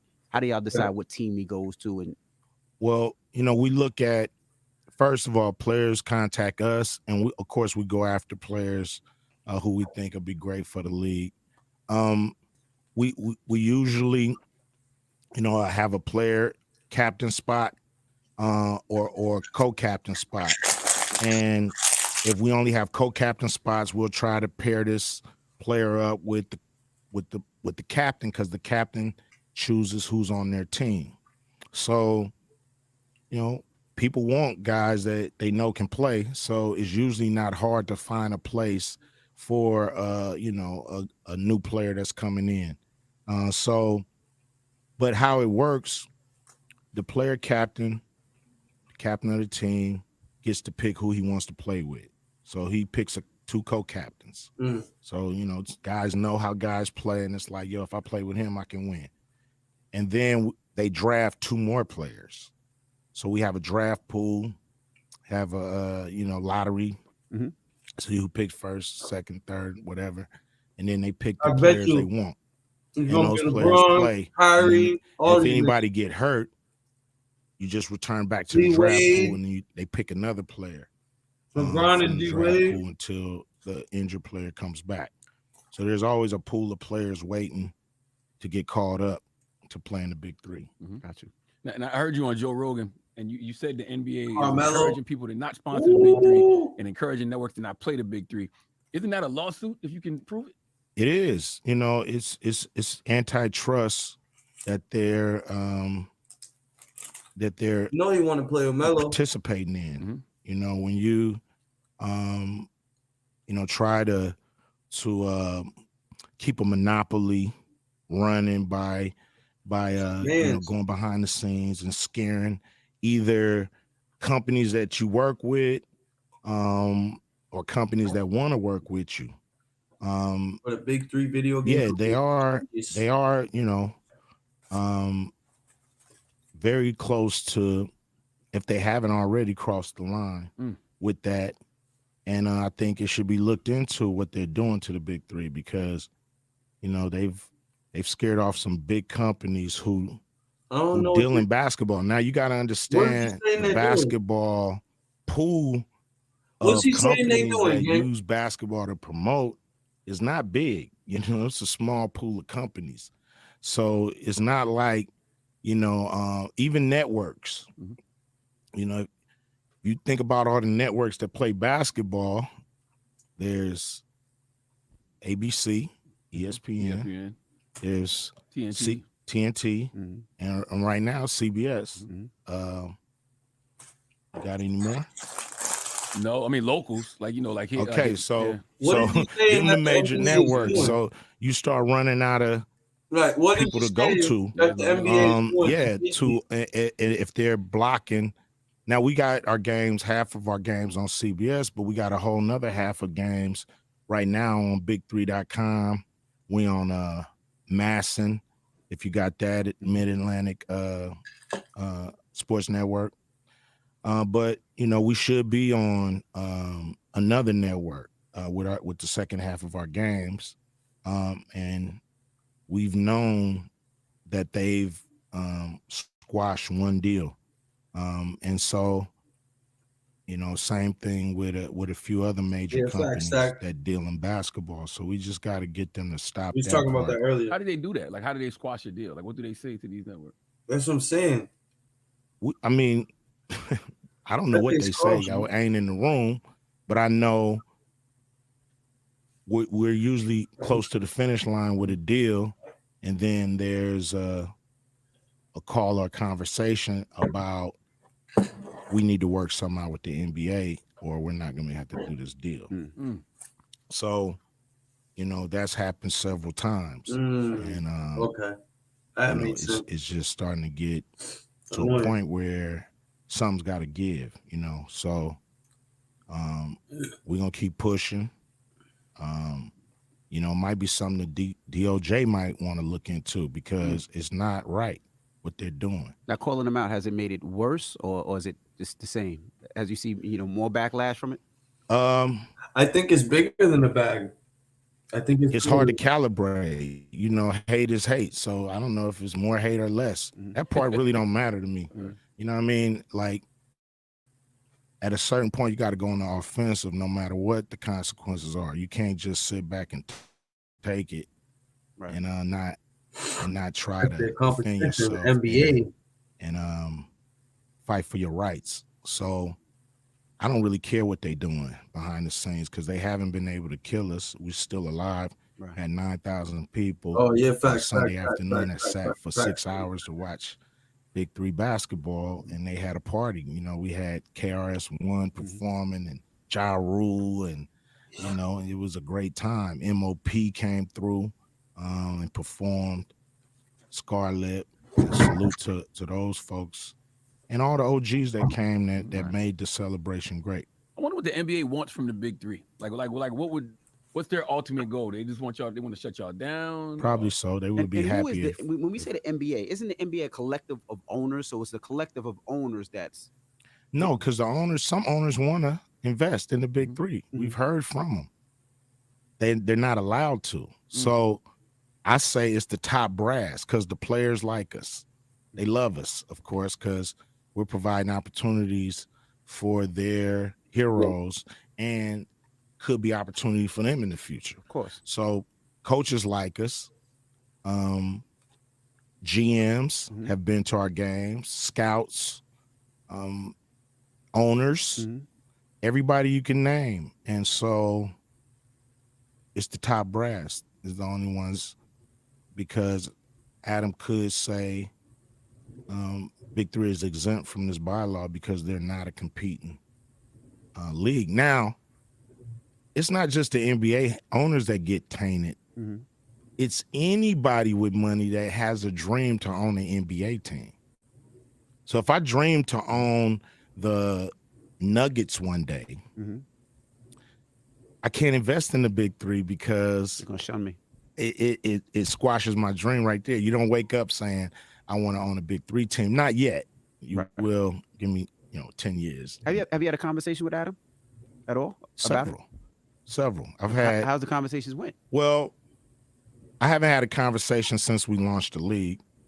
But he was aware that you were launching the league. We went to him. We actually offered the NBA 10% of the league for free. Because They don't using offer a the lot of NBA their former players, we wanted some kind of working relationship. So they didn't want it. And we just told them we was gonna do it anyway, and that they wasn't gonna stop us because we kind of know how they operate, I would think they would want from that. previous Makes sense, yeah. encounters. After 6 seasons, y'all showing success. I can even see during All-Star Weekend having a Big Three, with the OG players versus the OG players. Like all of that makes perfect sense to me. Like, I agree. Me too. What they should be worried about, to be honest, instead of the Big Three, is there's some foreign investors talking about starting the ABA again. Now that's true competition because that's 5-on-5 professional basketball, and these dudes can pay. They can pay big money, bigger money than the NBA. So they should start worrying about the Big Three and doing what they're doing to us. They should work with us so they can have a bigger footprint in basketball. And then they should worry about this ABA that's coming. I was going to ask, what do you think about these contracts that the NBA is giving out, right? They're giving out huge contracts. Like these numbers don't even make sense to me. But how does that affect you? Like the players say, look, I need a little more money because I'm seeing what these guys are getting over here. Like they know old though. We're not the NBA. Old Uzi. And if they could get that money, they would. And they're welcome to it. Like we don't anybody that's called up to the NBA from the big three, we let them go. From, you know, our players, sometimes they become coaches in the NBA. We let them go because, of course, that's the dream of any basketball player, is to be in the NBA. So we don't And how many stop players anything. were called up from the big three? We've had about, I mean, I can't name them all, but we've had over 10 players I can see called that. up to either the G League or actually got 10-day contracts in the, you know, in the NBA. So, you know, they watch us. They obviously pick our players, and so we don't stop that. I love this tour you've been on too, man, because it feels like this is authentic Ice Cube, right? And it's like, I mean, you've always been authentic, but it feels like, you know, I'm railing against the machine. So I was going to ask, who out of the gatekeepers, are the gatekeepers worse in sports, Hollywood, or the music? Yeah, I think they all around. You know, I don't think it's worse than any other, you know, I guess, profession. You know, I think there's, you know, people that try to make sure you stay in your lane. And if you look like you're getting out of your lane, you know, sometimes they'll watch you, sometimes they'll put guardrails up, and sometimes they'll actually put a gate up and make sure you go no further. So, you know, that's what we have happening here. And this is just my testimony. Damn, that's crazy. But we all got them, and we all got to figure out who they would are. work with them, like you said. We You don't have know? to let them know we know who they are. We just got to figure out how to get around that gate. You know, I used to hop fences when I was young all the time. A fence or a gate never stopped me from going where I wanted to go. Which one is more difficult for you? Because you've seen them when you first started NWA. You've Every seen industry. them, when you first started in the entertainment industry doing films, and now you see them now. Which one is the most difficult? None of them. They all easy. You just got to go at them. You can't go, you know, you can't try to nice guy it all the time, you know. All of them fold like a chair. And this one will too. I saw you on Bill Maher, and you Yo, were talking ain't about shit. the record industry, and you said that the record industry uses social engineering and rap to encourage criminal behavior. At what point did you realize that? Oh man, you know, after I got mature in the game, Facts. after I knew that, you know, records were made by committee. You know, a lot of albums, a lot of dope songs people like are made by a group of people telling rappers what to say or what's dope or that line ain't good enough. Or, you know, let's change it to this. Get somebody up here that can write and all this kind of hip hop by committee. And yeah, the record companies. Good shit, lady. People in Good there. shit, lady. You know, I've never had an Good shit. That's A&R. dope. I've never had a record company guy Yo, Uzi right there, Brody. tell me shit about my music, about how to make it. You know, some of it they liked, some of it they didn't, some of it they raised their eyebrow to. But that's what I turned in. That's what they had to accept. And you know, that's hip hop to me. What gave you the business mind, right? Over the BET Awards. Of course, they play Straight Outta Compton. The big three, I seen the big three as well that weekend. But, you know, in all these things, it seems like you knew what you wanted from the door, right? Going back to Straight Outta Compton, they talking about everybody's so happy to just get paid and so happy to be on tour. But it was clear that you were always about, where's my money? Where's my contract? How come I'm not this? What gave you that business mind early on when especially even artists today are still not on it with all the knowledge that we know and everything that we see? You can Google so many things. What gave you that business mind so early on? Watching, you know, people I know and like, you know, have to kind of beg for their money, you know, like, and I ain't gonna say no names, but I've seen people that really, you know, can I get paid? Can I get paid? You know, and it was just, I saw that at, you know, 14, 15 years old, hanging around the industry, just had my antennas up. And, you know, when it was time for me to do records, you know, I was in a stage where I was happy. You know what I mean? I'm ready to go. You know, I'm finally get to live my dream and do music on and put it on wax and put it out and see if I'm good enough. You know, and so I had a publicist who later became my manager. Lady by the name of Pat Charbonnet. And if you see the Friday movie, she helped me produce that movie, Friday. You'll see her name on it. But she was the publicist for NWA. And I would show up to the interviews early. You know what I mean? I'm like, you know, if you can't be on time, be early. So I would show up to all the interviews early. Sometimes them dudes wouldn't even show up, like Easy on his way, Dre on his way, but they never showed up, so I'll be the only one there. So we got to chop it up. And she was basically like, do you know who Jerry Heller is? And I'm like, no, who is that? Well, you need to look him up because you just got to watch him. How's your paperwork? You know, she started just, have you signed a contract with them yet? And I'm like, nah, you know, I ain't signed nothing. And she was like, you need to make sure you get an attorney before you sign anything with them. And so I wanted to put her in the movie, but it just wasn't enough real estate. Good question. You know, people just don't know how hard it is to actually put 10 years into 2 hours. But at the end of the day, she hooked me up with a lawyer by the name of Michael Ashburn. Got a whole lead. I'm sure that nigga got a. And we strategized, you know, how we were gonna see if we were being treated fair by Ruthless. And so, you know, from seeing that, I knew this was show business. So the music and the production is one thing, but it's really all about the business. Right. That determines if you're going to be happy with the outcome. People talk about how instrumental your wife is too in your business. Yeah. What's her role? Everything. You know what I mean? Her role is Your wife, nigga, what you mean? Just being a confidant, a muse. You know, she's everything to me. She helped me navigate. She helped me with knowledge and wisdom. You know, she's just a fantastic person. Y'all gotta think this nigga's a legend, bro. Ahead of the curve when it comes to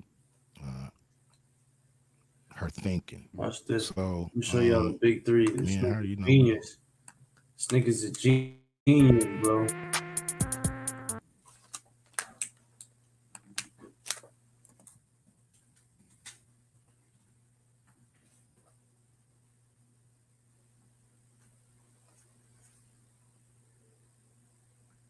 Yo, this shit be crazy. Look. Let me see. Highlights. Oh, where was that at?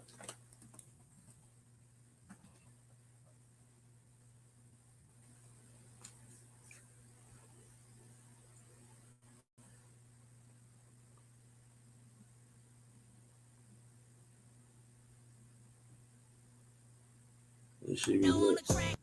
Yo, this shit be lit, yo. Get a new set of tires in just a couple clicks at Firestone Complete. Sick of all the ads like this one? Just head to adskiller.com. Click on Activate Now. Yo, what's up? This is Penny Hardaway, and you're watching All About the Big Three. From the FedEx Forum in Memphis, Tennessee, I'm your friend Tattoo, and this is All About the Big Three. We don't want to see that. We want to see highlights. Yo, bro, this shit be, yo.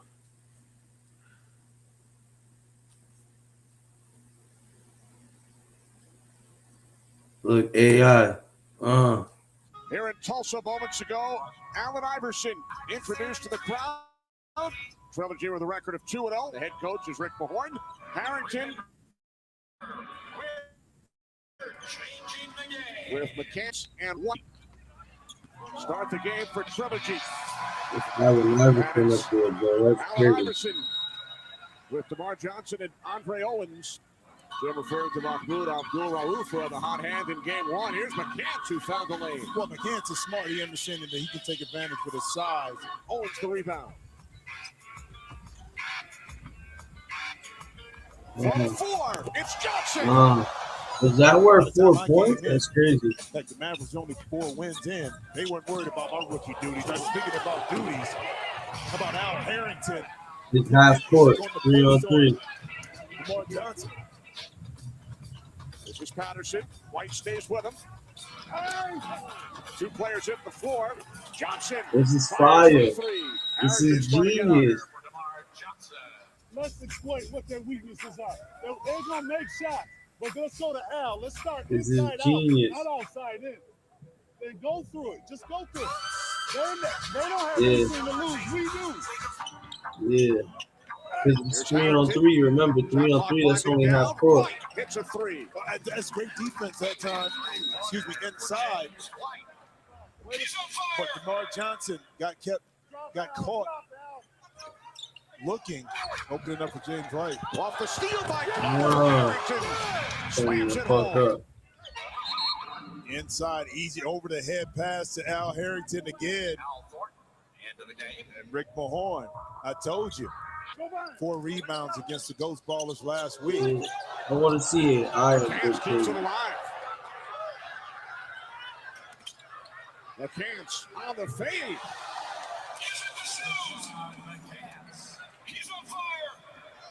McCants the rebound. McCants rejected by Thornton, and then Sweetney lays it in. We hit halftime. Mike Sweetney with the bucket. Go! Scored the first bucket. His team leads by 3. Off the spin, it's McCants and the foul. As Owens made contact. Niggas Notice balling. what they're doing. Trilogy. I think Rick Mahorn is smart. He's put Rashawn McCants one-on-one in the middle of the court with Andre Owens. Facts. Off the inbound, it's McCants. I want to see AI ball. Johnson and then Harrington into the front row. Right in the ice cube. It looks pretty packed, What I too. tell you about these expensive seats? See, now that's how you introduce yourself to the crowd right there. But it's also how you introduce yourself to the founder of the league. Facts. Today was a good day, baby. Yeah, all right. So, right on Shorty, too. Trilogy with a 2-point lead. And the basketball.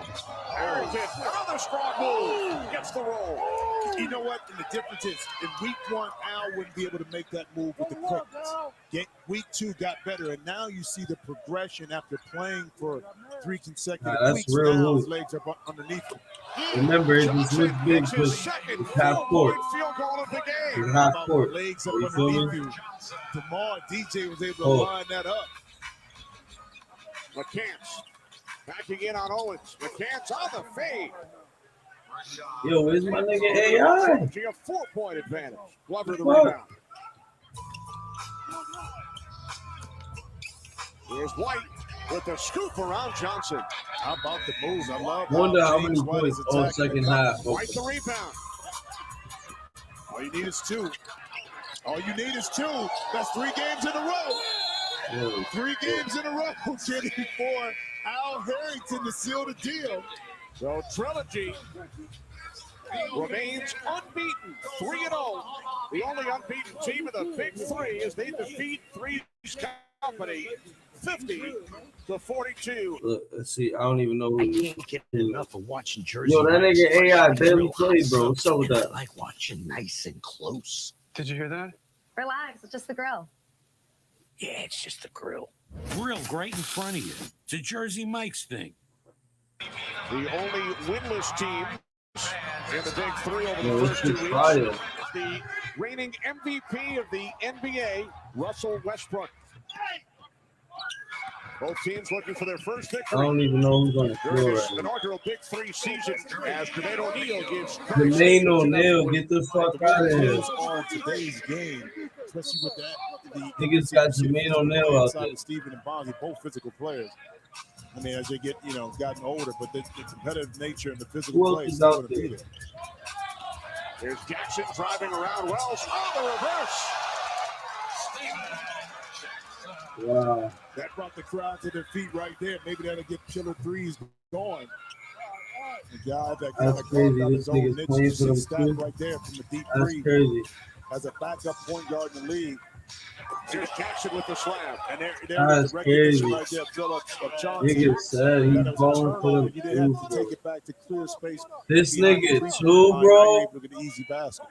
But the teams hit the Did I penalty just see on 6 Cassell? team foul at each half. Silas way off the mark. They do not have to clear, but Evans misses Did I the just see layup. Cassell on the floor? That time you get it. And now Oak gets a tech for basically standing by the 4-point line. And that's the first one we've seen on a coach. Nigga, Oakley. Here's Silas back out to lead He's a Nayline. coach, okay. Well, this nigga's dope. Despite the defensive pressure Yeah. from Reggie Evans. And once again, it's been a physical game. And That's Nayline right here looking for the contact and foul. This nigga too. But he still got the Yo. 2 seconds at halftime. We all right. We just ain't making shots. Mad Just niggas. make some shots. We all right. That's crazy. You would only be down 1 right now, Killer 3. Monty's out there. And then a rejection by O'Neal. They got mad niggas out there, bro. Go get him, go get him, go get him, go get him. Now Jackson hits and the Them foul to the niggas action. Monty's out there, bro. They got mad niggas out there. There's James had it. Mad, they got mad celebrity too. Right there by Mike James and a 4-point shot. Phillips, 4-point attempt, he nails it. Just a good Mad shot. celebrities That's the out big there, shot huh? for the Killer Threes. Killer Threes has a chance to win on this possession. Here's Phillips for the win. Jackson, Killer Threes with their first victory. Steven Jackson, the game winner. Killer Threes with a huge second half. They outscore Tri-State 37-19 following halftime. Yeah, that's dope. Here in Tulsa. That's dope, man.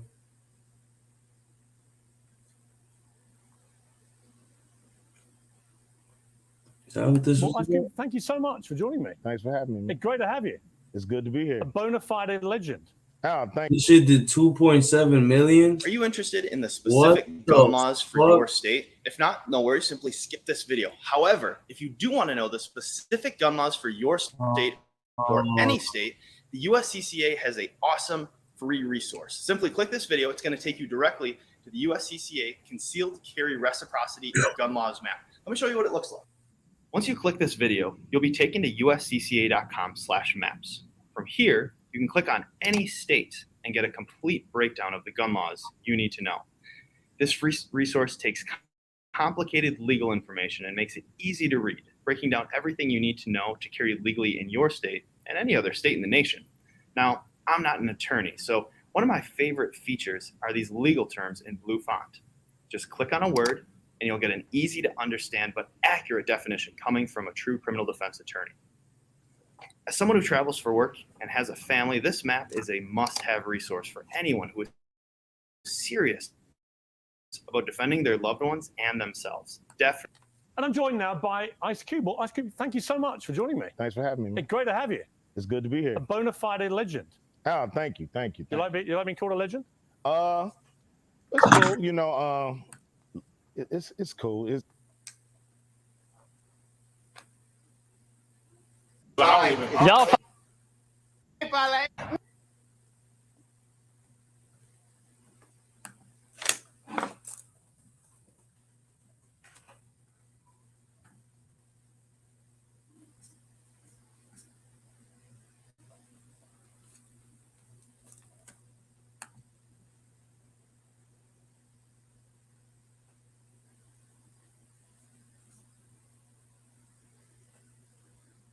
Damn, shit got turned off on the 2 for a bit. That's cool.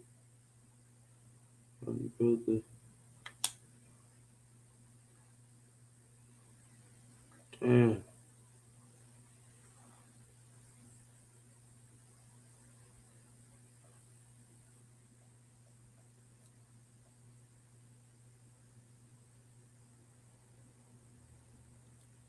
What?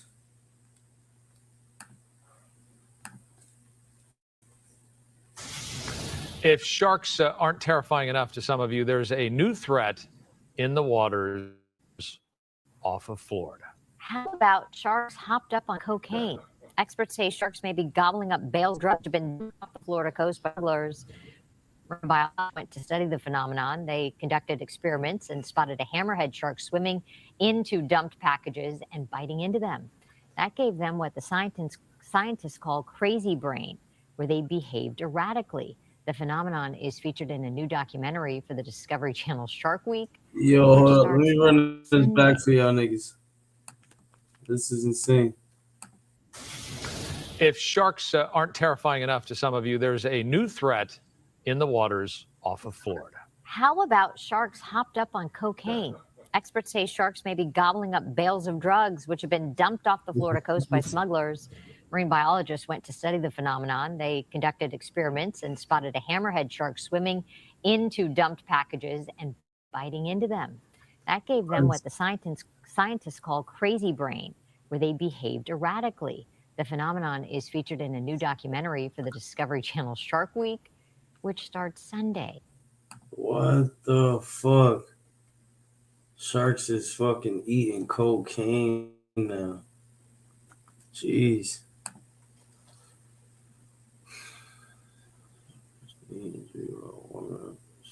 Damn, he's sick. Damn, he's sick. Definitivamente viene con un poco más de presión que el otro. Definitivamente, ya que nunca he visto la derrota y bueno, perder mancha sería tu récord, pues, ¿no? Así que, bueno, nada, lo que sé de mí es tremendo peleador, tremendo striker, así que vamos a ver si el último línea que te lo limita.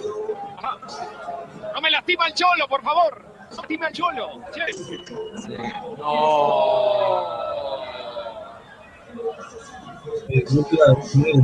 No, no te creo. No lo puedo creer. Definitivamente viene con un poco más de presión que el otro, definitivamente, ya que nunca he visto la derrota y bueno, perder mancharía tu récord, pues, ¿no? Así que, bueno, nada, lo que sé de Miguel es que es un tremendo peleador, tremendo striker, así que vamos a ver si el experimentado Martín Molineo logra quitar el límite. Ajá. No me lastima el cholo, por favor. No me lastima el cholo. Chévere. Sí. No. No, no te creo. No puedo creer. No, no te creo. No puedo creer. No, no te creo. No lo puedo creer, ¿ah? No. Sí, no se va a parar. Se acaba de romper de todas maneras. No, no te creo. Cuidado, no, que no les tire, que no les tire. Que Igor no. Igor. Oye, que la cara. No, esto es insólito. No, se destruyó la rodilla. Yo esto nunca lo vi. Bueno, yo había visto esto antes, pero acabando la pelea con Johnny Walker, ¿no? A mí me pasó también una vez. En mi primera pelea salté y al caer me rompí el ligamento del tobillo. Pero celebrando, digo, no presentándote. No, presentándome no. No va la pelea, no te creo. Mira. Mira la rodilla derecha. ¡Oh! ¡Fuck, nigga! Y esto va a tomar una larga recuperación para el momento. Oh, shit, nigga. No lo puedo. Damn. Fuck, nigga.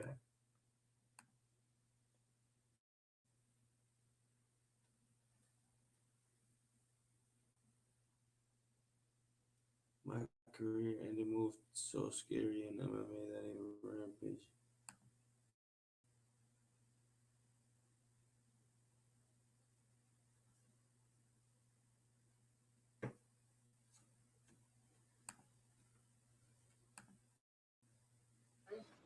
Oh yeah, they should have let that. Wow. I have never seen nothing like that. Yeah, they shouldn't allow that. Goes to kick, I thought, It didn't break. The knee doesn't, it bent the way. He's not looking at the screen because he can't bear to do it. Yeah, not the worst visual. John Jones is a great fighter. Even if you stand in this room, I said, he's the dirtiest fighter ever. If you doing anything good on him, he's going to poke you in the eye. If you advancing on you doing anything good, you get the advantage, you're going to kick your knee backwards. For one, I think that knee that knee kick. He's kicking you right on your kneecap, kick in the back. I think that should be banned. Like my knee still messed up from that. Wow. Yeah, because it hyperextended. He kicked it all the way back. Like you can end people's careers with those moves. So think about all those spinning elbows he used to do in the beginning. Where did they land? Do you remember? On the back of people's heads. That's true. Yeah. Now that you think about it, It's yeah. illegal. John Jones is like the dirtiest fighter. So are you not cool with John Jones? No, I'm cool with John Jones. Okay. When I see John Jones, we cool. Damn. Damn. Damn. That shit's crazy.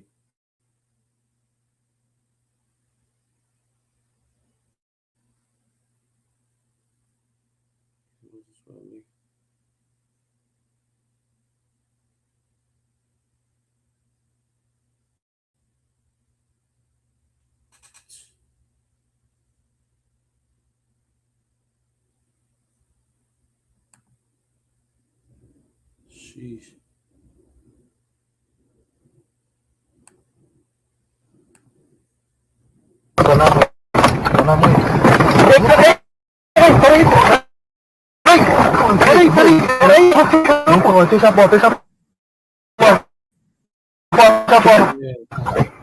Tirando, né? Bora. Dirige. Bora, vamos. Botar os dois pra lá pra mim rotear minha internet aqui rapidinho, tá? Internet.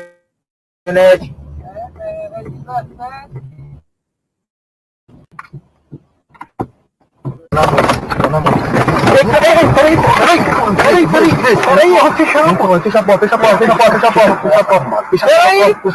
Deixa eu pegar aqui. Tirando, né? Bora. Dirige. Bora, vamos. Botar os dois pra lá pra mim rotear minha internet aqui rapidinho, tá? Internet.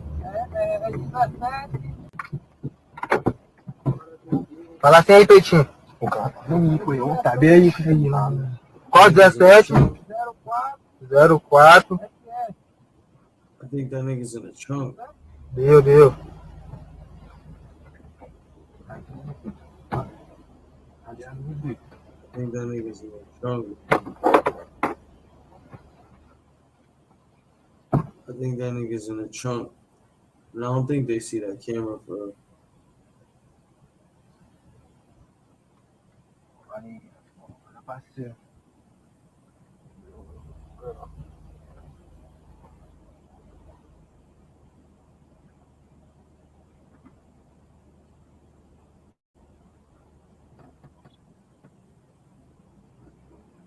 Não tá te ligando nada aí não, né?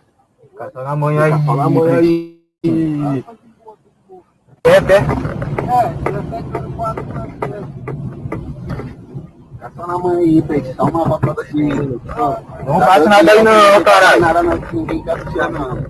Entendeu? Já falei pra ele que vai dar tudo certo. Não vai nada não. Só respeita aí nosso código que vai dar tudo certo. Caralho. Vai dar certo. E pô, tá gravando é bagulho aqui, né, ladrão? Oh, shit. Tu tá gravando é desgraça aqui, é? Damn.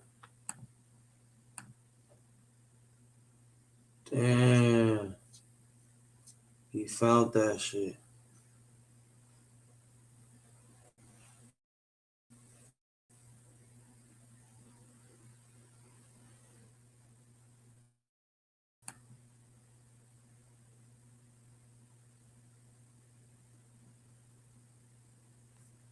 Damn, that shit's crazy.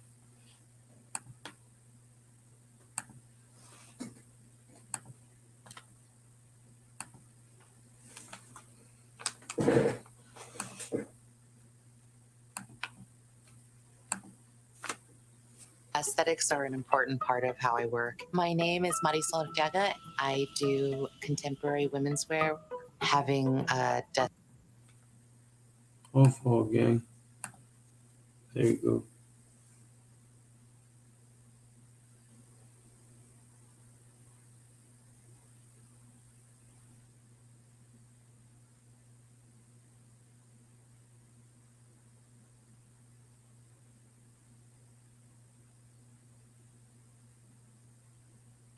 Fucking dumbass. Fucking idiot. Your car is gonna explode, Doc. Just run. It's over. You're a fucking dumbass. What a fucking dumbass. Fucking dumbass. Fucking dumbass.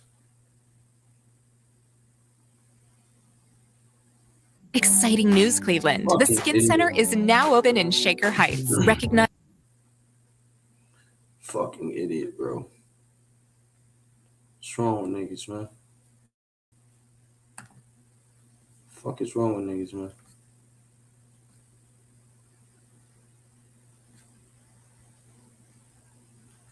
The fuck is wrong with niggas, man? It always gotta be the fat girl, the cop block. Hating ass fat girl.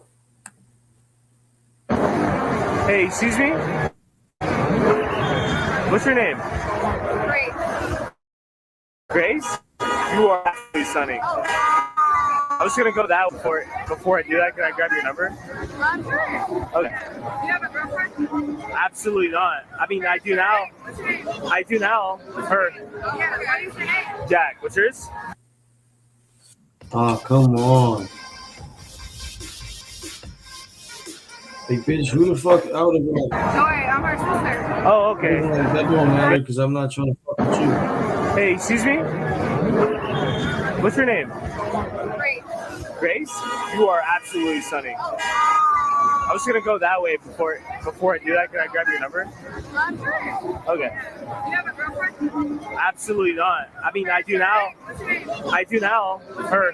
Yeah, what is your name? Jack. What's yours? Joy, I'm her sister. Oh, okay. You guys are both stunning. You didn't have to say that, but like I just wanted to know. Aw, that's so cute. What's your name? Joy? No. Joy? I'm her sister. I'm drunk. What'd you say? Grace? That's cute.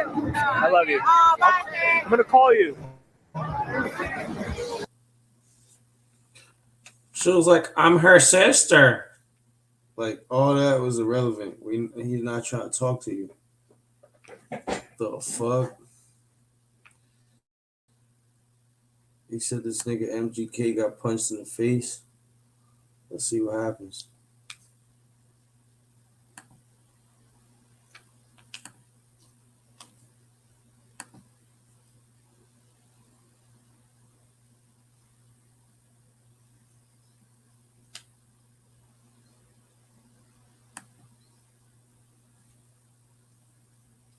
Let's see what it'll.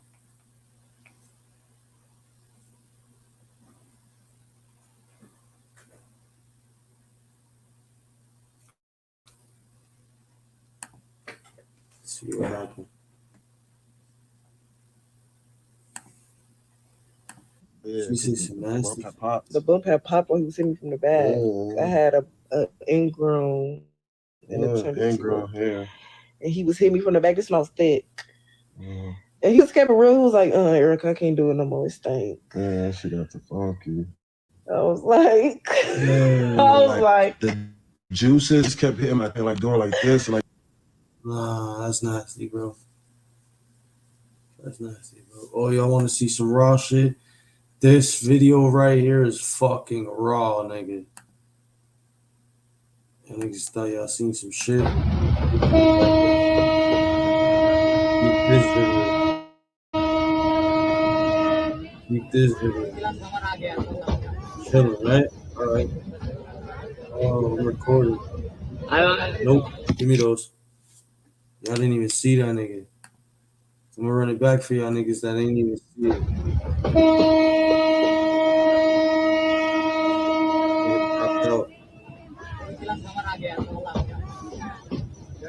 Oh, I'm recording. I'm cool. Wow, what a kid. Like, yeah. You niggas trying to be fancy. Cut the fancy shit out for you get got like them niggas right there.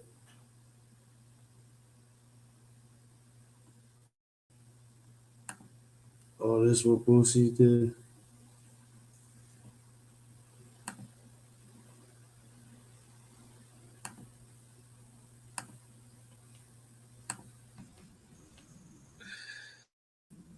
Oh man.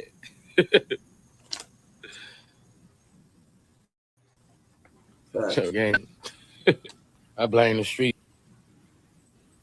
Cause that nigga Kodak stand streets. A lot of street niggas look up to that nigga, bro. I blame the street, bro. If the streets fuck with that nigga, music again, What's really special for us is coming on. blame the street. If Florida, oh man.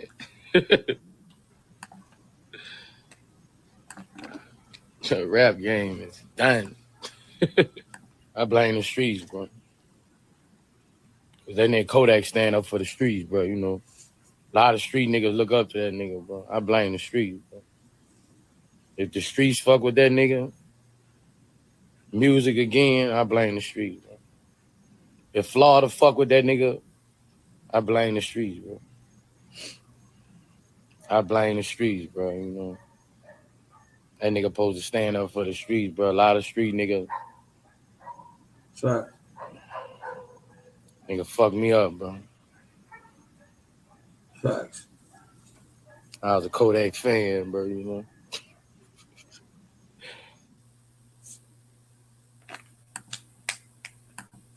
That's crazy. That's crazy.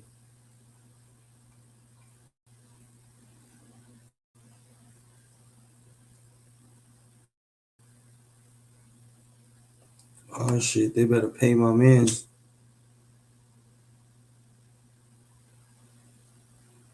They better stop playing with my mans. Fucking job. It ain't you. It's these motherfuckers right here. It's the motherfuckers on the top. But now we gotta do this shit again. We gotta do this shit again. Exciting news, Cleveland. The Skin Center is now open in Shaker Heights, recognized as a top 10. Nobody tell me that nobody here can job. It ain't you. It's these motherfuckers right here. It's the motherfuckers on the top. But now we gotta do this shit again. We gotta do this shit again. Nobody tell me that nobody here tell me God get emotional. Why you talking like that? That's why I'm so fucking mad. You don't know what I'm motherfucking feel. I'm a man over this motherfucking exactly. I mean, 30-some motherfucking years. I agree too. 30-some fucking years. You tell me I ain't got no motherfucking pension. Yeah. Nobody tell me to calm my ass down. Fuck everybody tell me to calm down. God damn it. This my motherfucking money y'all playing, right? You're right. Fuck that shit. So this is what I'm saying. You gonna tell me how to motherfucking feel. Fuck that shit, man. So this is what I'm saying. Fuck that shit. Anytime the government, anytime the government bails out a corporation, okay, so. He said, I've been working here 30-something years, nigga. Yeah, basically, he don't got no pension, no nothing. They didn't give him shit. That's fucked up, nigga.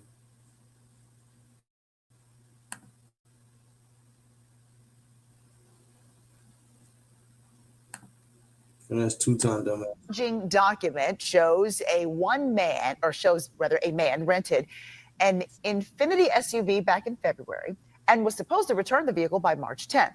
By April 24th, that SUV was listed as stolen.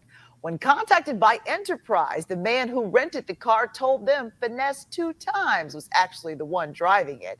Authorities tracked the vehicle to Northwest Houston, where a woman was spotted behind the wheel. She had told police she was working for Finesse 2 times.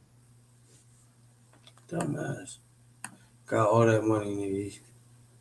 Nigga stupid, bro. Nigga probably forgot what it is, dumbass. This bitch is dumb. Nah, she different. She's stupid. I'll be mad at Senya if she did that.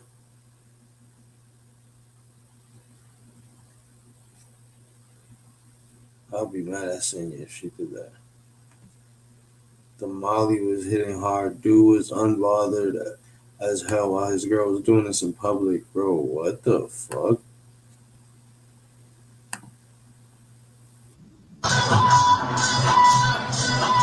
Yeah, get the fuck out of here. What is she doing, dude? What the fuck is wrong with her?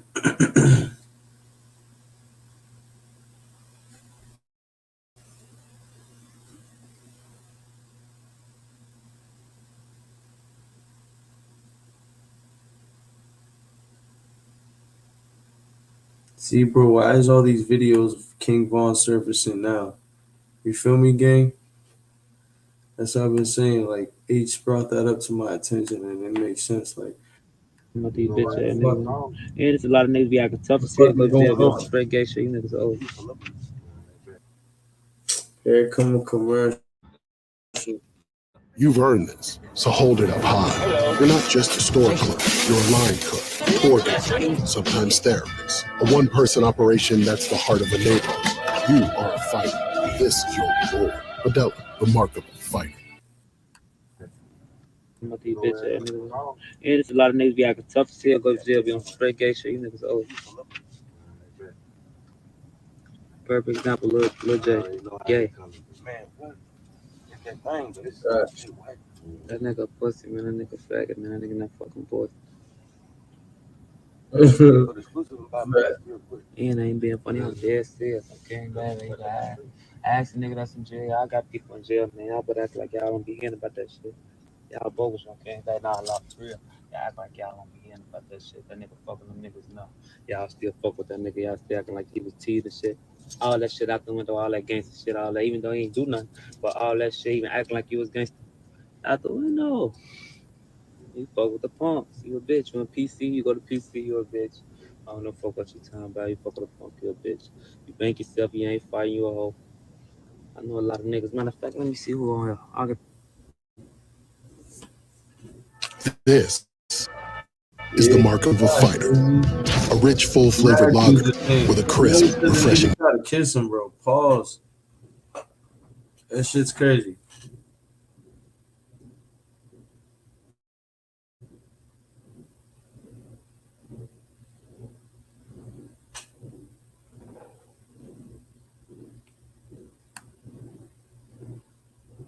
Oh, we've seen this before. This is old. It's old. Old ass video.